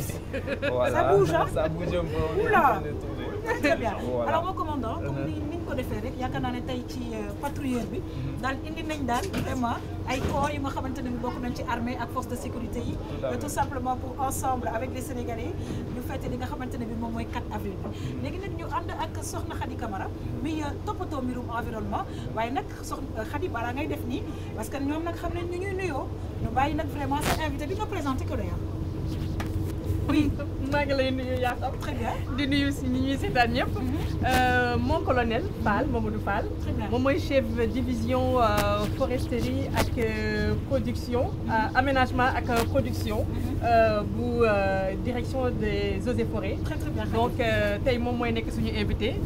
fas yéene waxtaan ak ñun nag ci li nga xamante ni xam nga nag tey Sénégal ñun dañu kontaan environnementaliste yi. Colonel, bienvenue à bord du patrouilleur Kédougou. On est honoré de vous avoir. Très très bien. Mon colonel aussi ñi ngi lay nuyu di kontaan ci sa teewaay comme ni ko Khady waxee yaakaar naa ne thème bi yéen daal yéen ngi ci biir bu baax a baax eaux et forêts yéen tamit di def liggéey bu am solo non seulement ci forêt yi waaye tamit sànq maa ngi koy wax ci mala yi mu nekk Khady lu nga xamante ne bi daal dañ ko fas yéene woon fësal fii ci kaw bateau bi tout simplement pour ñun ñëpp ñu àndandoo parce que ñun ñëpp ay sénégalais lañ fête li nga xamante ne bi mooy 4 avril fii ak RTS 2 émission Tam Tam spéciale 4 avril. spécial 4 avril spécial protection de l'environnement mu nekk lu am solo parce que xam nga tey suñu environnement dafa nekk en danger yaa xam ci loolu dëkk yëpp lëkkaloo jàppoo benn loxo dem COP 21 ca Paris jóge fa dem Marrakech tey suñu président taxaw ne man dama bëgg suñu 4 avril bi ñu jël thème bi jagleel ko li nga xam te ni mooy protection de l'environnement mu nekk lu am solo. mon colonel bëggoon naa rek nga sànni si benn kàddu ci wàllu woowu parce que nekk na tey loo xamante ni lu am solo la pour ñun. jërëjëf Khady ma leen nuyoo ba pare jot leen nuyu kilifa yi maa ngi am mbégte pour wax ci affaire thème bi ñu jagleel environnement loolu pour nga mën xam fi mu jógee mooy dogal yi président jël ñaari at yi passé dafa seetlu ne ngorom matt bi dafa jéggi dayoo nekkul benn nit buy dem dagg benn garab ñaar pour faji soxlaam wala yooyu mais dafa nekk système organisé trafic bi nga xam ne dafa dem ba jéggi dayo moo tax président jël ne il faut que armée ñu jël seen mission ñu boole ci maanaam lutte contre le trafic du bois ak maanaam braconnage donc loolu moo ko indi logique boobu moom moo ñëw ba tey mu ne nañu jaglool mbiru environnement mais bu ko defee aussi dafay maanaam rafetlu taxawaay bi nga xam ne armée ak force de défense yëpp ànd nañ ci wetu Eaux et Forêts pour liggéey maanaam xeex li nga xam ne moo nar a yàq maanaam suñu koom-koom parce que koom-koom la bu ñu waxee maanaam forêt dafa am lu ñuy woowee base li nga xam ne fi nga mën a sukkandiku pour def agriculture pour mën nga sukkandiku pour maanaam régler environnement loolu la nit ñi doon yàq président nag du ñu jéem a dem négocier kenn ñun suñu bopp nañ ko saafaraal suñu bopp. parce que mon colonel dama yaakaar ne que defe naa ne loolu moo am mooy comprendre nañ bu baax ne que corps yëpp dañuy àndandoo pour lëkkaloo vraiment pour xeex li nga xamante ne bi mooy par exemple grand banditisme bi boobu parce que loolu am na ci géej gi defe naa ne am na terre am na feneen ak feneen fu nga xamante ne bi yaakaar naa les forces de sécurité forces armées yëpp dañuy àndandoo vraiment pour xeex loolu te nag yaakaar naa ne bu ñu indee loolu yëpp ci jour indépendance au Sénégal dafa mel ni daal mbégte rek lay doon parce que daal suñu réew ñun dañu kontaan parce que gis nañ ne que les forces ñi ngi ñuy aar ci fànn bu ne moo tax RTS2 bëggoon ko fësal tey bëggoon ko fësal ren pour que nit ñi xam vraiment liggéey bu am solo bi ngeen di def naam service public ngeen. waaw li service public bi nga xam ne ñu ngi lii maanaam li nga xam ne ñu ngi ko doon liggéey di xeex maanaam exploitation illicite ak braconnage dafa dem ba nga xam ne dafa jéggi dayoo te dafa dem ba nga xam ne dafa am maanaam organisation presque militaire yoo xam ne ñoo nekk ci ginnaaw loolu nag maanaam suñu agent yi ci boobu yoro mënuñu ko xeex parce que dafa nekk domaine militaire mooy jéggi dayo boobu président ne lii mën ñu ko seetaan muy continuer il faut militaires yi dugal ci seen loxo te boo xoolee ñaari at yi gis nañ saafara parce que eaux et forêt maanaam bariwuñu comme ni nga xam ne armée bari woon et cetera moo tax nag ñu jël taxawaay boobu pour saafara maanaam li nga xam ne buñ ko kon seetaanee dina dem ba passé bu nga xam ne kenn dootu mën a sàmm kenn dootu mën a bay lépp nar a yàqu suñu économie na yàqu waaw suñu économie parce que forêt ci boppam maanaam mooy dëkkuwaay boo yàqee habitat bi fi ñuy dëkk mala yi dañuy daw police de l'environnement dafa am maintenant loolu ci beneen direction la dépendre mooy maanaam direction environnement et des établissements classés ñoom ñoo war a saafara boo xoolee bu ngeen xoolee station essence koñ bi day am fii am loolu lépp il faut ñu régler ko parce que dafa am établissement classé la donc loolu maanaam dafa am taxawaay bi nga xam ne même armée am na maanaam am na ñoom brigade aussi pour surveiller parce que bi nga xoolee diggante Dakar ak Ndar production maraîchère bi nga xam ne ñu ngi koy def maanaam mbayum dër mi ñuy def nit ñi dañuy def di dagg foofu di def ay kër ak yooyu yëpp donc surveillance boobu police environnementale la il faut ñu fexe ba nga xam ne loi yi nga xam ne le Sénégal sart yi mu tëral pour mën a tabax pour mën a def loolu lépp brigade environnement même ñii ci boppam marine yooyu yëpp dañ koy seet am nañ ku daggee mat bëgg a jaarale ko ci géej gi ñun amuñu loolu ñoom ñoo ko war a saafara donc loolu mbirum lëkkaloo moo commandant xam naa ne dina am kàddu goo ci sànni parce que defe naa ne yéen a bokk liggéey bi yéen a bokk li nga xamante ne bi mooy li ngeen bëgg mooy aar dëkk bi te nag tey ñoom ñëpp ñu nekk seen ay gan fii ci kaw bateau bi nga xamante ne bi patrouilleur bi ñu duppee Kédougou. Tout à fait. Colonel bi expliqué na ko il l'a si bien dit donc il y a une complémentarité ici au Sénégal entre toutes les forces de défense et de sécurité et nos autres autorités vraiment loolu moo leen soxal daal loolu la ñuy véhiculer une certaine complémentarité une coopération entre toutes les agences pour pouvoir réussir toutes les missions qui sont en fait qui se retrouvent toujours à la protection des populations. Absolument. Donc on est dans ce sens-là. Très très bien loolu moo tax nag mbokki RTS 2 fas yéene sargal képp ku nga xamante ne bii yaa ngi sol tenue Khady Camara on va terminer parce que am na nag yeneen corps yu nga xamante ne bii bu ca kanamee dinañ dem seeti toujours ànd ak commandant Sougou Fara bu marine nationale Khady Camara. waaw mon colonel comme ni ma ko jeexalee sànq ci sama reportage dégg nga ma ne yéen daal gàcce ngalaama yéen parce que liggéey bi ngeen di def am na solo yéen a ngi nekk di surveiller di liggéey ci lu toll ci fukki millions ak ñetti hectares liggéey boobu lépp ci aar environnement est-ce que mën nga ñu wax naka ngeen def pour mën a attan liggéey boobu yëpp. waaw pour mën a liggéey loolu dafa direction eaux et forêts dafa nekk ci Dakar maanaam ci niveau national boo demee ci région bu nekk dafa am inspection boo demee niveau département mu am secteur boo demee arrondissement mu am brigade ba ci village yu gën a mag yi donc eaux et forêts dafa nekk service bi nga xam ne dafa yàgg 1935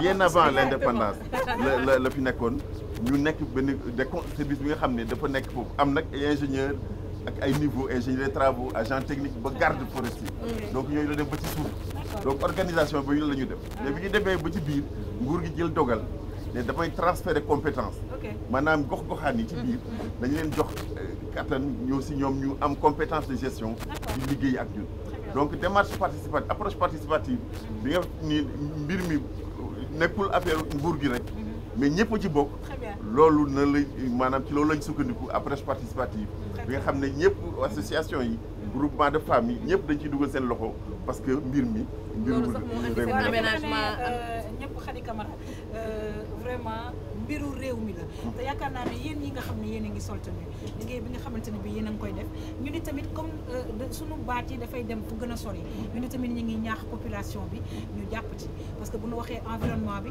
yaakaar naa ne nit ñee tax ñu wax environnement bi moo tax ñoom itamit suñ ci jàppalee ngeen jàpp ci yaakaar naa ne dañu mën a sauver lu bëri c'est tout simplement pour nous les êtres humains waaye tamit pour mala yi nga xamante ne bi ñu ngi ñëpp di dund ci kaw environnement bi en tout cas Khady Camara ça a été un plaisir partager ak yow plateau bi mon colonel ñu ngi lay gërëm di la sant di la bàyyi nga lancer un dernier message. waaw li ñuy maanaam lancer tey rek moom mooy maanaam li nga xam ne am nañ ko ren xam nga chaque année dinañu def ay ndaje pour informer nit ñi ci importance su forêt yi informer environnement ay journée de l'arbre journée internationale des forêts mais ren am nañ beneen opportunité maanaam que ñu jël 4 avril bi jagleel ko environnement loolu aussi plateau et message la yoo xam ne day tax maanaam nit ñi gën a am conscience ci li nga xam ne moom lañ taxawaay bi war a amal pour jàppale affaire environnement ak gestion des ñu lay gërëm di la sant bu baax a baax di gërëm waa Eaux et Forêts yëpp moo commandant nag ñun jeexalaguñu parce que nag sapeur pompier yi tamit yaakaar naa ne force de sécurité ñu ngi def daal vraiment liggéey bu rafet ñoom itamit invité nañ leen fii ci patrouilleur Kédougou waaye tamit suñu xaritu gendarme yi ñoom itamit invité nañ leen xam naa ne dañuy dem rek fan la ñuy continuer dem. waaw on va aller voir les gendarmes. waaw donc on va descendre à la plage arrière. à la plage arrière. waaw. Très bien mais affaire baa ngi yëngatu de. waaw xanaa ñu góorgóorlu rek. waaw très bien alors mon colonel. ñu ngi lay sant di la gërëm. Khady merci beaucoup. Bon, attention à la marche. Oui. Oui.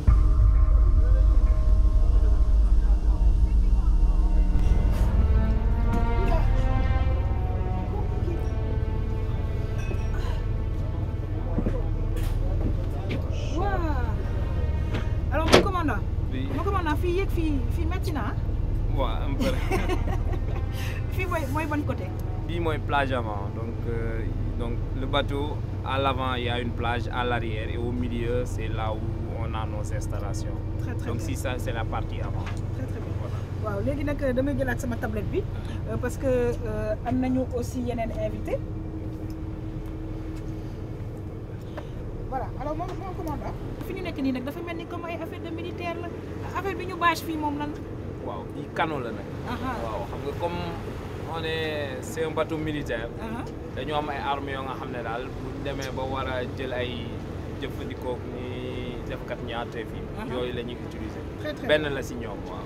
très bien kon daal ñu xam ne que patrouilleurs yi daal vraiment mbokk yi ñuy seetaan daal am na solo lool vraiment ci li nga xamante ne bi mooy marine nationale ngir aar ñu rek en tout cas jaaraama yéen képp ku nga xamante ne bi yaa ngi sol tenue di fàttali nag ne 4 avril la ak RTS 2 ñu ànd ak nag suñu xaritu marin yi waaye tamit yeneen corps yi moo taxi tamit maa ngi wax yeneen corps yi ñu ñëw nag mon commandant ma indil la beneen sujet dañu demoon tamit seet suñu xaritu gendarme yi donc voilà nga xool sujet bi ñu Del Malick indil ak gendarme yi.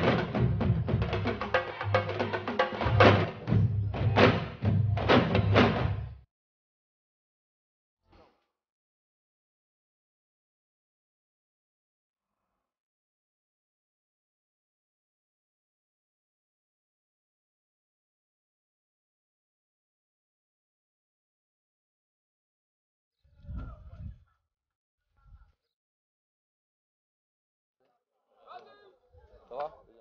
Ça va bien.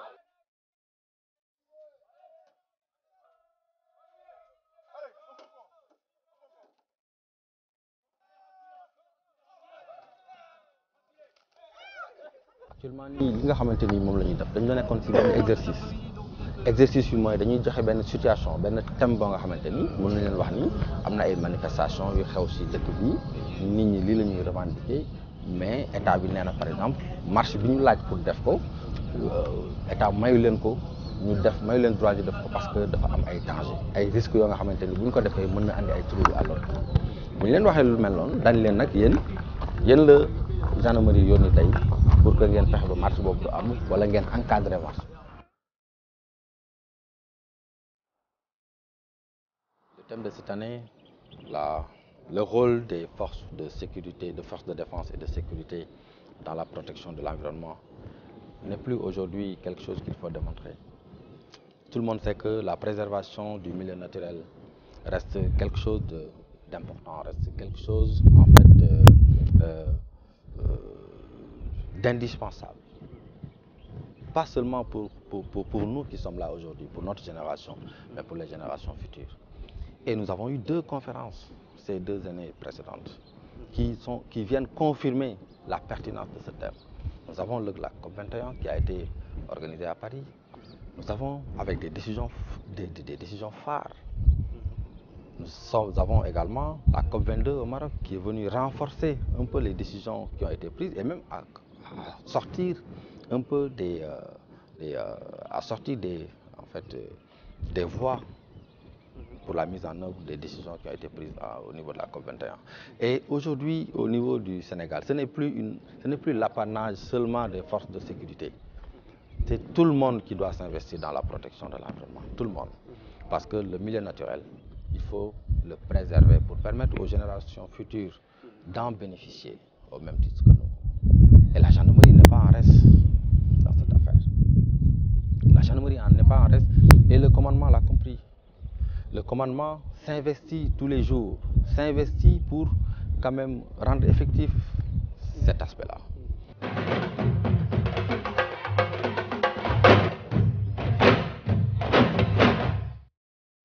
Commandant gis nga nag aspect boobu defe naa ne léegi ñëpp corps yëpp intégré nañ ko gis nañ vraiment ñuy remercier Del Malick ci sujet bi mu ñu indil ak vraiment gendarme yi di fàttali thème bi nag c'est sur l'environnement comme niñ ko gisee yaakaar naa ne corps yëpp d'accord nañ ci te laata sax ñu koy jagleel li nga xamante ne mooy 4 avril bi defe naa ne yéen ñëpp yéen ngi ci doon yëngatu bu baax a baax. Tout à fait, comme l'a si bien montré le reportage sur la gendarmerie. Le thème de l'environnement quand même, c'était un aspect de suñu liggéey de tous les jours, des impacts et protection de l'environnement. Donc les autorités, le commandement a décidé cette année de le mettre en exergue. Donc ça a été vraiment facile de l'illustrer quoi. Absolument. Alors facile de l'illustrer, justement am nañu nag invité vraiment ak suñu xarit Del Malick. ñu ngi nuyu d'abord Del Malick ñu bàyyi ko mu présenté man xaw ma dama war a def nii ou voilà Del Malick maa ngi lay nuyu di la dalal jàmm bu baax a baax ci plateau spécial Tam Tam bu 4 avril bi ma bàyyi la nag nga présenté vraiment gendarme bi nga xamante ne bi tey moom nga ñu fi indil ñi ñu mën a waxtaan ak ki nga xamante ne bi moom mooy le commandant Sougou Fara fii ci patrouilleur bi ñu tuddee Kédougou. D'accord yaa xam maa ngi lay nuyu di am mbégte vraiment partager yow plateau bi et puis partager plateau bi également ak commandant di la wax ne dama ñëw ak sama chef. waaw sama chef donc di chef escadron bi nga xam ne ñu ngi koy wax monsieur Ibrahima Ndiaye nekk chef de la division communication nationale de la gendarmerie nationale mu ñëw nag comme ni nga ko xamee ci li nga xam ne mooy Tam Tam.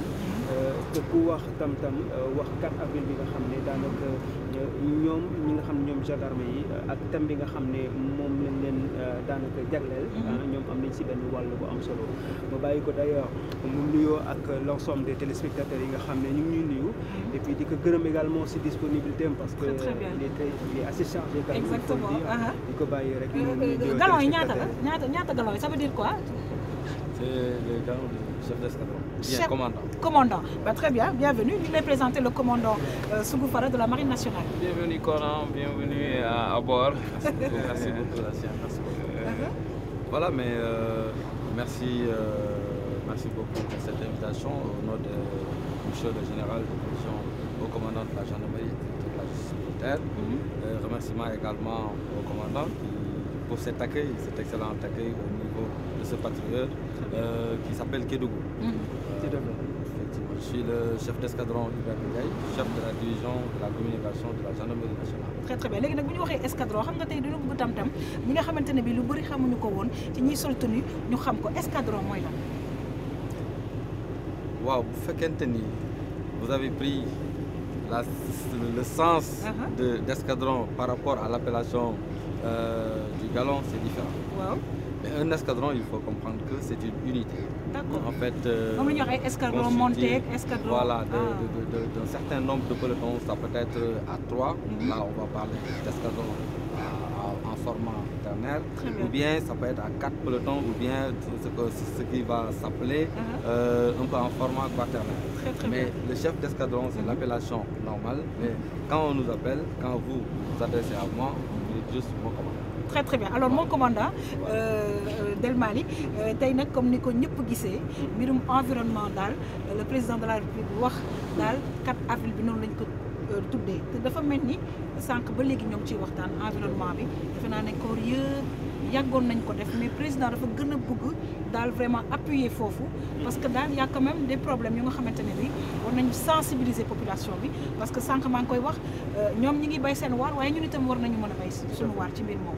alors ñu laaj rek commandant Sougou Fara parce que sànq ba léegi seen ay gan lañ tamit ñëw bokk ak ñun waxtaan bi parce que dañu ne tam-tam mbokk yi ñu ne penco te penco ak maa ngi koy wax les forces armées et les forces de sécurité ñu ànd ak nag gendarme yi comme ni mu ko expliqué yaakaar naa ne dafa am ay unités yi nga xamante ne bi ñu ngi koy def ci biir corps yi rien que pour xeex li nga xamante ne moom mooy environnement mon commandant mu nekk lu nga xamante ne bi am na solo.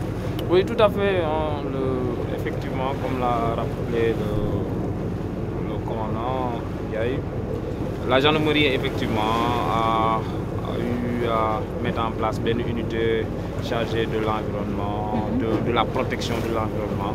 Tout à fait, ça c'est une mesure à saluer. Et nous, comme tous les autres corps aussi, la Marine nationale, on est dans voilà, ñu ngi ci boobu xeex bi moom ñun nag dafa fekk ne xeex pour aar suñu environnement dafa bokk suñu liggéey. tout à fait dañ ko dafa nekk ci biir liggéey bi daal mënuñ koo sax dissocier nag ak liggéey bi parce que boo xoolee protection des écosystèmes marins yi ñun presque luñ liggéey bu ñu def géej rek loolu da ciy am.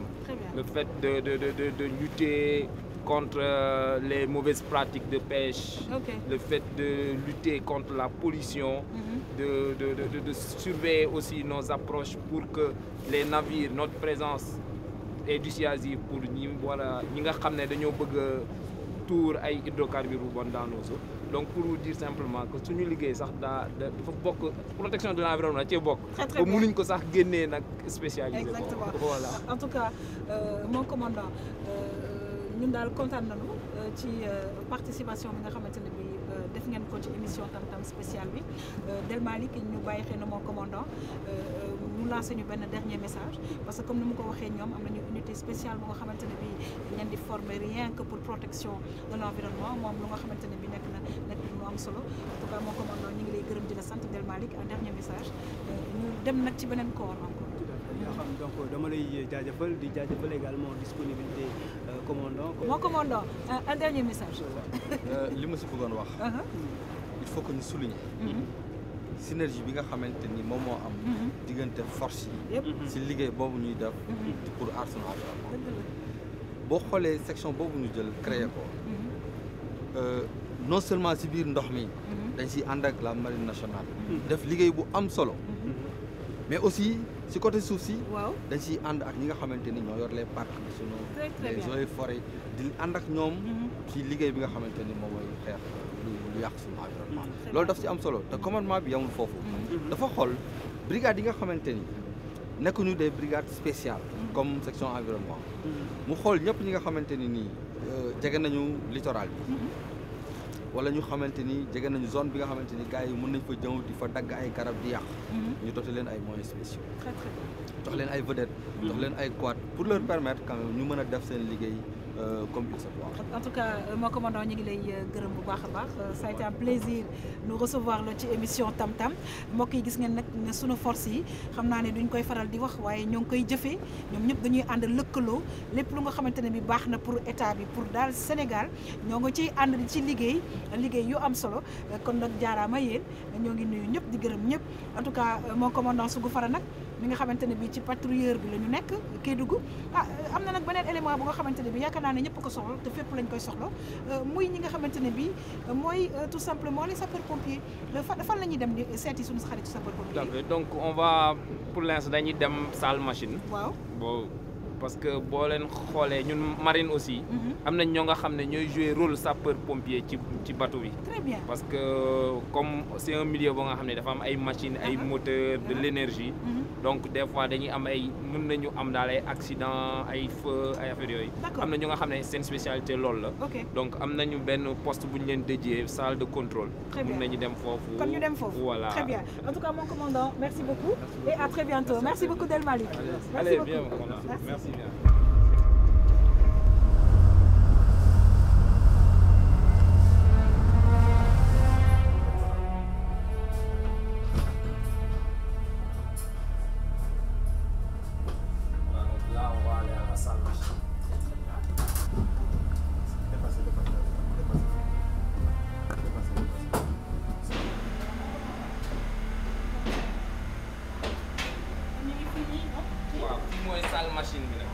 ngeen moteur yi ñaar lañ ci am yi ñooy ñuy jox vitesse bi ñu bëgg bu ñu nekkee géej. Très très bien. Voilà donc c'est des moteurs ultra rapides très modernes. Donc salle machine bi am na ñaari moteur. waaye am na gis nga yi ay pompe la. comme ñun ci suñu métier des fois dañuy am ay incident si jamais mu am ay incident.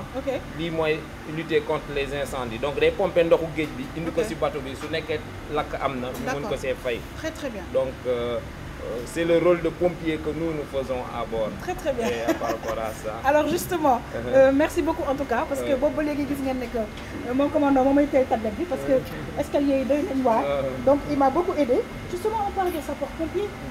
On a un sujet avec Thierno Diallo moo kii ñu seetaan parce que pompiers yi tamit am na liggéey bu rafet bu nga xamante ne bii ñoo ngi koy def ci Sénégal may fàttali les forces armées les forces de sécurité mu bàyyi la nga xool sujet bi ak suñu xarit sapeurs-pompiers.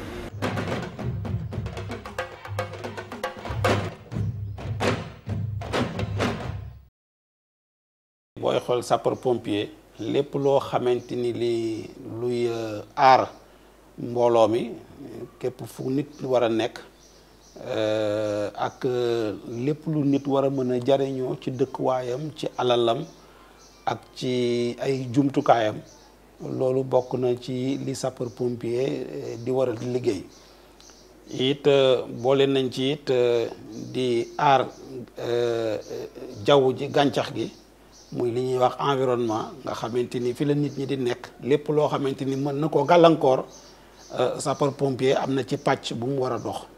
thème mu ren bi mooy lan la ñi nga xamante ni ñooy takk der muy force de défense et de sécurité muy sapeur pompier muy policier muy gendarme muy militaire muy waa service d'hygiène muy waa eaux et forêt képp kuy takk der rek moom lan la war a mën a indi ci xalaatam ak ci jëfandikoom ba nga xamante ni jaww ji ak li ñu wër li nga xamante ni moom la ñuy wax environnement te ñu ci dund nan lañ mën a fexe ba mu ñoŋ xëy na loolu sax thème bi daf ñu cee fekk ñun ndaxte ci suñuy mission loolu daf cee bokk da cee bokk ci nga xamante ni suñu wàll ci contribution luy aar jaww ji luy aar sunu dëkkuwaay yi luy aar sunu àll yi luy aar sunu li nga xamante ni moo ñu wër. waaw xam nga défilé moom buñ koy wax dafa nekk mbirum soldat xam nga moom mbirum soldat la te it day daal di neex soldat bu ne at mu jot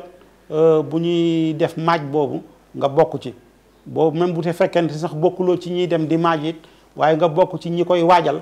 ba nga xamante ni maaj bi dina mucc ayib donc loolu moom dañ ci daal di sawar lool brigade nationale des sapeurs-pompiers nag at bu jot dana ci def kem kàttanam ba nga xamante ni mu ci andi taxawaay bu rafet lay doon taxawaay bu mucc ayib lay doon taxawaay bu ñu ràññee lay doon ndaxte bu leen fàtte ni ñun sunu lépp liggéey bépp ci population yi la jëm sunu liggéey bépp ci dëkkuwaay yi la jëm sunu liggéey bépp aar ñi nga xamante ni dañuy am ay tolof tolof waaye nag léegi dañuy fexe ba nga xamante ni tolof tolof yooyu du am donc loolu moo tax sunu kilifa gi général de brigade Victor Tine fexe nañ ba nga xamante ni ci at yi ñu génn am nañu ay jumtukaay yoo xamante ni wax dëgg yàlla xereñ goo xamante ni liggéey bi dana gën a gaaw dana gën a yomb waaye it dana gën a mucc ayib ba nga xamante ni ñi ci daan loru bu njëkk léegi lu néew moo ci am ak loraange. xam nga ñun ay soldats lañu waaw xam nga soldat moom grade yi benn la ni ñun li ñuy takk nii moom la sunu mbokk militaires yi di takk moom la sunu mbokk gendarme yi di takk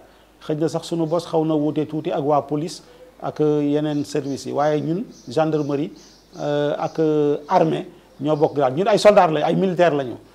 dafa fekk nag ni dañ ñoo indi ñu bokk ci ministère de l'intérieur ndax liggéey bi nga xamante ni moom la ñuy liggéey mu jublu ci wàllu aar population yi ak seeni jumtukaay.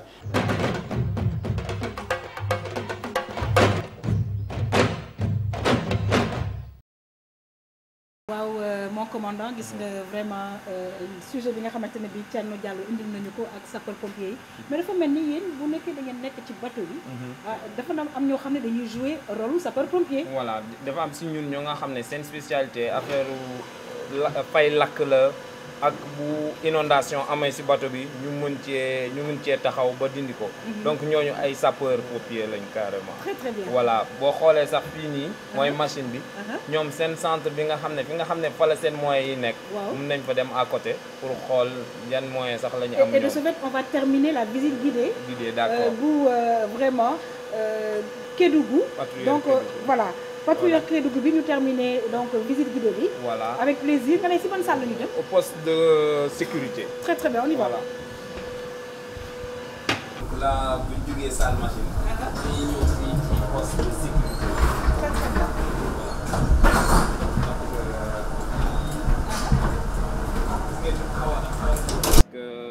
Fii la ñu am sunu armoire yi nga xam ne ñoo ñu produire électricité haute tension. donc il faut que ñu rafraîchir leen pour mu bañ a tàkk. D'accord donc loolu moo tax mon commandant. haute tension nga wax de. waaw. fii ñaata kii la. ay 450 volts ba léegi dañ fiy génn 220. luñ soxla voilà tout à fait ci biir armoire yi. très très bien mais ma gis nag aussi sa ginnaaw. am na ay équipements yu nga xamante ne bii. bëggoon naa ko woon kay ñi mon commandant bëggoon naa ñu won ko tuuti rek. ay équipement disons sapeur pompier la. parce que équipement yi boo duggee ci tàkk mën na dugg ci lakk te du tàkk. d'accord donc c'est des équipements spéciaux. ok yoo nga xam ne bu duggee ci lakk nii du tàkk. dàll yi ak gants yi ak dàll yi yëpp dara du ci tàkk. lii boo ko dugaloon si safara tey du tàkk. d'accord donc yooyu la ñuy utiliser. ñun terme bi ñu koy utiliser fii marine mooy sécuritaire parce que ñun. sécurité la ñuy wax le sapeur pompier c'est la personne qui gère la sécurité. très très bien sécurité et je pense que. loolu defe naa ne ñun ñëpp en même civil yi tamit. c'est ce qu'on se dit. alors justement moo tax ma am nag ci sama plateau sapeur pompier Thierno Diallo Thierno voilà maa ngi lay nuyu. di kontaan bu baax a baax ci sa teewaay di la présenter le commandant Sougou Fara de la marine nationale. commandant waaw maa lay nuyu. bonjour.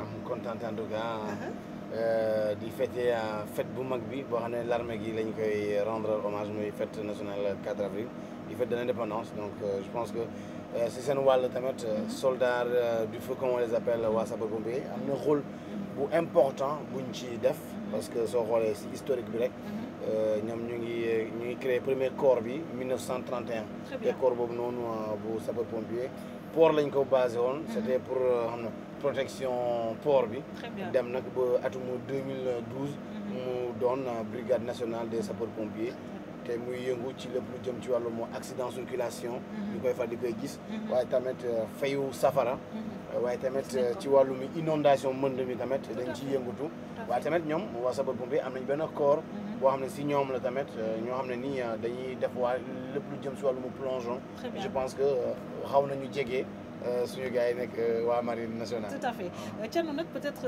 un mot par rapport ak thème bi nga xamante ne bii président de la république donc jagleel na ko mbirum environnement corps yëpp bokk ko parce que sànq ba léegi yéen ñi ñuy seetaan gis ngeen ne dañu lëkkaloo corps yëpp dañu lëkkaloo les forces armées les forces de sécurité pour tout simplement daal jàpp bu baax ci environnement bi di ñaaxaat population bi ñu gën cee jàpp sapeurs-pompiers te ñoom itamit ñoo ngi ciy bay seen waar. waaw ñoom loolu laa doon wax si njëlbeen en tout cas. ñoom dañ ci yàgg ci wàllu moo environnement parce que tey soo xoolee lépp lu jëm ci inondation lépp lu jëm ci wàllu ma xeex fayuma feu de brousse yi dañ ci am taxawaay bu am solo parce que ñoom am nañu capacité am nañu ay moyens yoo xam ne nii peut-être waa Eaux et Forêts amuñu ko ci wàllu mu fay mi ñoom dañ ci yëngatu donc je pense que ñoom wàllu en tant que ñu koy waxee dañ ci jouer rôle bu premier plan bu am importance. tout à fait alors mon commandant sànq yaa ngi ñu koy expliquer yaakaar naa ne tamit comme ni nga ko waxee am ngeen daal benn unité bu nga xamante ne bi ñoom ñooy jouer rôle sapeur pompier mu mel na nag tamit kaddu gu nga xamante ne bi da nga ko ci sànni toujours ci ñi nga xamante ne bi ñoo ngi sol tenue di aar vraiment tous les Sénégalais di aar vraiment j'allais dire même une partie du monde parce que tamit bu ñu waxee Afrique wax Sénégal yaakaar naa ne monde bi de suñu aaree suñu environnement yaakaar naa ne àddina bi yëpp lañ ciy jàppale. voilà comme ni ma ko waxee rek force de défense de sécurité yëpp li ñu leen sas mooy seen mission yi ñu leen jox boo xoolee lépp dañuy daje ci aar population yi. kon moo tax buñ ko commencé rek. ñëpp booloo. di def des actions en commun. di di booloo suñu doole yi parce que on est dans des pays yoo nga xam ne aussi moyens yi c'est vrai bëriwuñu mais ku nekk am na ci sa spécialité ay moyens yoo nga xam ne mën nga def ay actions donc buñ leen boolee day nekk une force boo nga xam ne li ñuy bëgg di ko mbébét muy aar population bi dinañ ci arrivé. Très très bien. Alors Thierno, peut-être ñu bàyyi la nag ñu terminer vraiment li nga ñu indil ci sapeurs-pompiers yi en tout cas encore une fois di leen gërëm bu baax a baax parce que nag yaakaar naa ne population bi suñu jaaxle am na numéro bu nga xamante ne bi dañu koy woo bu ñu leen woowee ñu ñëw muy accident na nga ko waxee muy mbënd na nga ko waxee mu leneen ak leneen. te nag wala effondrement immeuble yi souvent gis nañ leen. exactement exactement te comme ni nga ko waxee feu de brousse yeeg yëpp lépp lu jëm ci environnement ñoom itamit ñoo ngi ci di ci bay seen waar bu baax a baax. waaw mu am solo parce que tey ren tamit soo gisee si seen 4 avril bi. jot nañu jël lu toll ci 156 personnes ñoo xam ne ni ñoom ñoo défilé. jël lu toll ci 24 véhicules maanaam défilé motorisé. et mu doon nag occasion pour ñoom waa sapeur wane. seen jumtuwaay yu ees. am ci wàllum protection environnement. ci wàllum fayumu feu de brousse yi waaye tamit ci wàllum. lii di effondrement immeuble parce que dinañ am nañ benn ay oto yoo xam ne ay américains ñoo leen ko jox tey su immeuble affaissé woon sax am nañu taxaw à distance ñu xam fii am na fi ay nit am na ku fay dund wala dund fa ban technique la ñuy def ba dem jot yi génne kooku noonu gis nañu exemple bi ci yaa cela quelques années ci immeuble bu amoon ca Wakam loolu lépp ci lëkkaloo en tout cas si taxawaayu kii di waa sapeur pompier te ñu xam ni tey ñu ngi présent partout depuis création kii di brigade boobu noonu léegi nee nañu quelques 12 départements ñoo def ci Sénégal mais xam naa daal du yàgg ci kay fan dinañ dem ay Bakel dinañ dem tamit lii di ay Fatick yoo xam ne pour ubbiwaat yeneen caserne yu bees. Très très bien en tout cas Thierno ñu ngi lay remercier di remercier waa sapeur pompier di souhaiter encore une fois bonne fête du 4 avril à tous les Sénégalais waaye nag sànq mon commandant Thierno mi ngi ñëw ci ay jumtukaay ñu gis nag nekk marine tamit vraiment ay jumtukaay yu bees en tout cas lañ fi fekk. tout à fait am nañu ay jumtukaay yu bees yu moderne bateau yi ngeen di gis nii. c'est bateau yi ngeen war nga gis en Europe dans les grandes marines moom la ñu am des acquisitions continues donc la modernisation des moyens de la marine a été enclenchée depuis quelques années et ça poursuit son cours vraiment on a actuellement des actions des moyens pour pouvoir mener les actions yi nga xam ne la ñu war a mën a def. Très très bien alors mon commandant dafa mel ni nag defe naa ne nag vraiment léegi ci mbirum patrouilleurs yi dafa mel ni ñun ak suñu téléspectateurs yi amul lu bëri daal lu nga xamante ne bi daal danañu réer léegi ci vraiment gox yeeg goxaat yi nekk ci biir bateau bi ak liggéey bi nga xamante ne bi yéen a ngi koy def kon defe naa ne nag vraiment suñu visite guidée bi ci 4 avril bi ak waa Marine nationale dafa mel na fii lay xaw a jeexee de. Vraiment nous vous remercions ñu ngi leen di remercier bu baax tey di ngeen di ñëw seet si ñu wan leen jox ñu occasion ñu wan leen ñun li ñuy liggéey on n'a pas toujours cette occasion là donc si aujourd'hui la télévision nationale vient vers nous pour nous donner cette opportunité et je pense que nous vous remercions par ma voix les autorités aussi sont très satisfaits et contents de la démarche. Très très bien en tout cas mon commandant ñu ngi lay gërëm di la sant waaye tamit mbokk yi di gërëm équipe bi nga xamante ne bii àndoon nañu ak mon commandant parce que nag gis ngeen ne que vraiment appareil nañu dem nañu wër nañu Gorée nekk en mer dellu si waat daal di accosté ñu gis vraiment liggéey bu doy waar bi nga xamante ne bii ñoom ñoo ngi koy def ak matériel bi nga xamante ne bii nekk na ci seen bateau bi muy patrouilleur Kédougou mbokk yi xarit yi xam naa ne nag danaa. Évidemment ànd ak mon commandant war a nag wàccaat sur terre rek parce que nag tamit bateau dëgg la moom commandant léeg-léeg seen mission yi dina def ay 15 jours waaye nag faaw nag ñu accosté rek daal di dem sur terre tout simplement en tout cas ma bàyyi la nga lancer un dernier message. Voilà, le dernier message c'est encore une fois vous remercier ñëpp remercier peuple sénégalais bi leneen marine nationale moom pour yéen les forces de défense de sécurité c'est pour protéger la population. Absolument. Le thème donc de la protection de l'environnement ñu ngi ci bay di ci liggéey donc en collaboration toutes les forces vraiment. Très, très bien. En tout cas, ça a été vraiment un très grand plaisir. Et je pense que man ak technicien yi ma àndal yëpp defe naa ne ça a été des découvertes parce que ci patrouilleur defe naa ne ñun ñëpp mosuñu cee yéeg mbokk yeeg xarit yi nag lii lañ leen indiloon ci seen émission Tam-Tam spécial 4 avril may gërëmaat di sant équipe technique yi ma àndal parce que nag yaakaar naa ne man sama liggéey ci gën a woyof boobu ba léegi noo ngi yéeg di wàcc di dem ci kaar léegi nag mbokk yi dama leen di xamal ne patrouilleurs yi am na lu ma ci xam yéeg dugal naa passerelle mbokk yi dugg naa carré dugg naa passerelle ba ca kaw dugg naa salle machine dugg naa fi nga xamante ne bii mooy fan fi ñu nekk nii poste de sécurité kon nag yëf defe naa ne xam naa ci daal fu mu nekk nii lu tuuti yéen tamit ngeen gis liggéey bu rafet bi ñoo ngi leen di gërëm di leen sant encore une fois bonne fête de l'indépendance à tous les Sénégalais à tous les Africains ñëpp ñu nga xamante ne bii jot nañu seen bopp.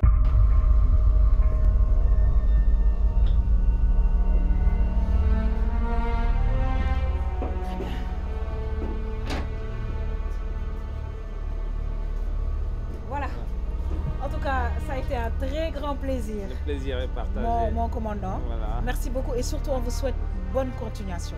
Merci à vous pareillement. Merci beaucoup. Oui, je ne manquerai pas de vous donner en cadeau une des publications de la marine. Très bien. Le Hublot. Voilà, ça c'est un panorama qui montre un peu nos activités. Très bien. Voilà. Merci beaucoup. Merci et bien. À très bientôt. À très bientôt. Merci, au revoir. Au revoir.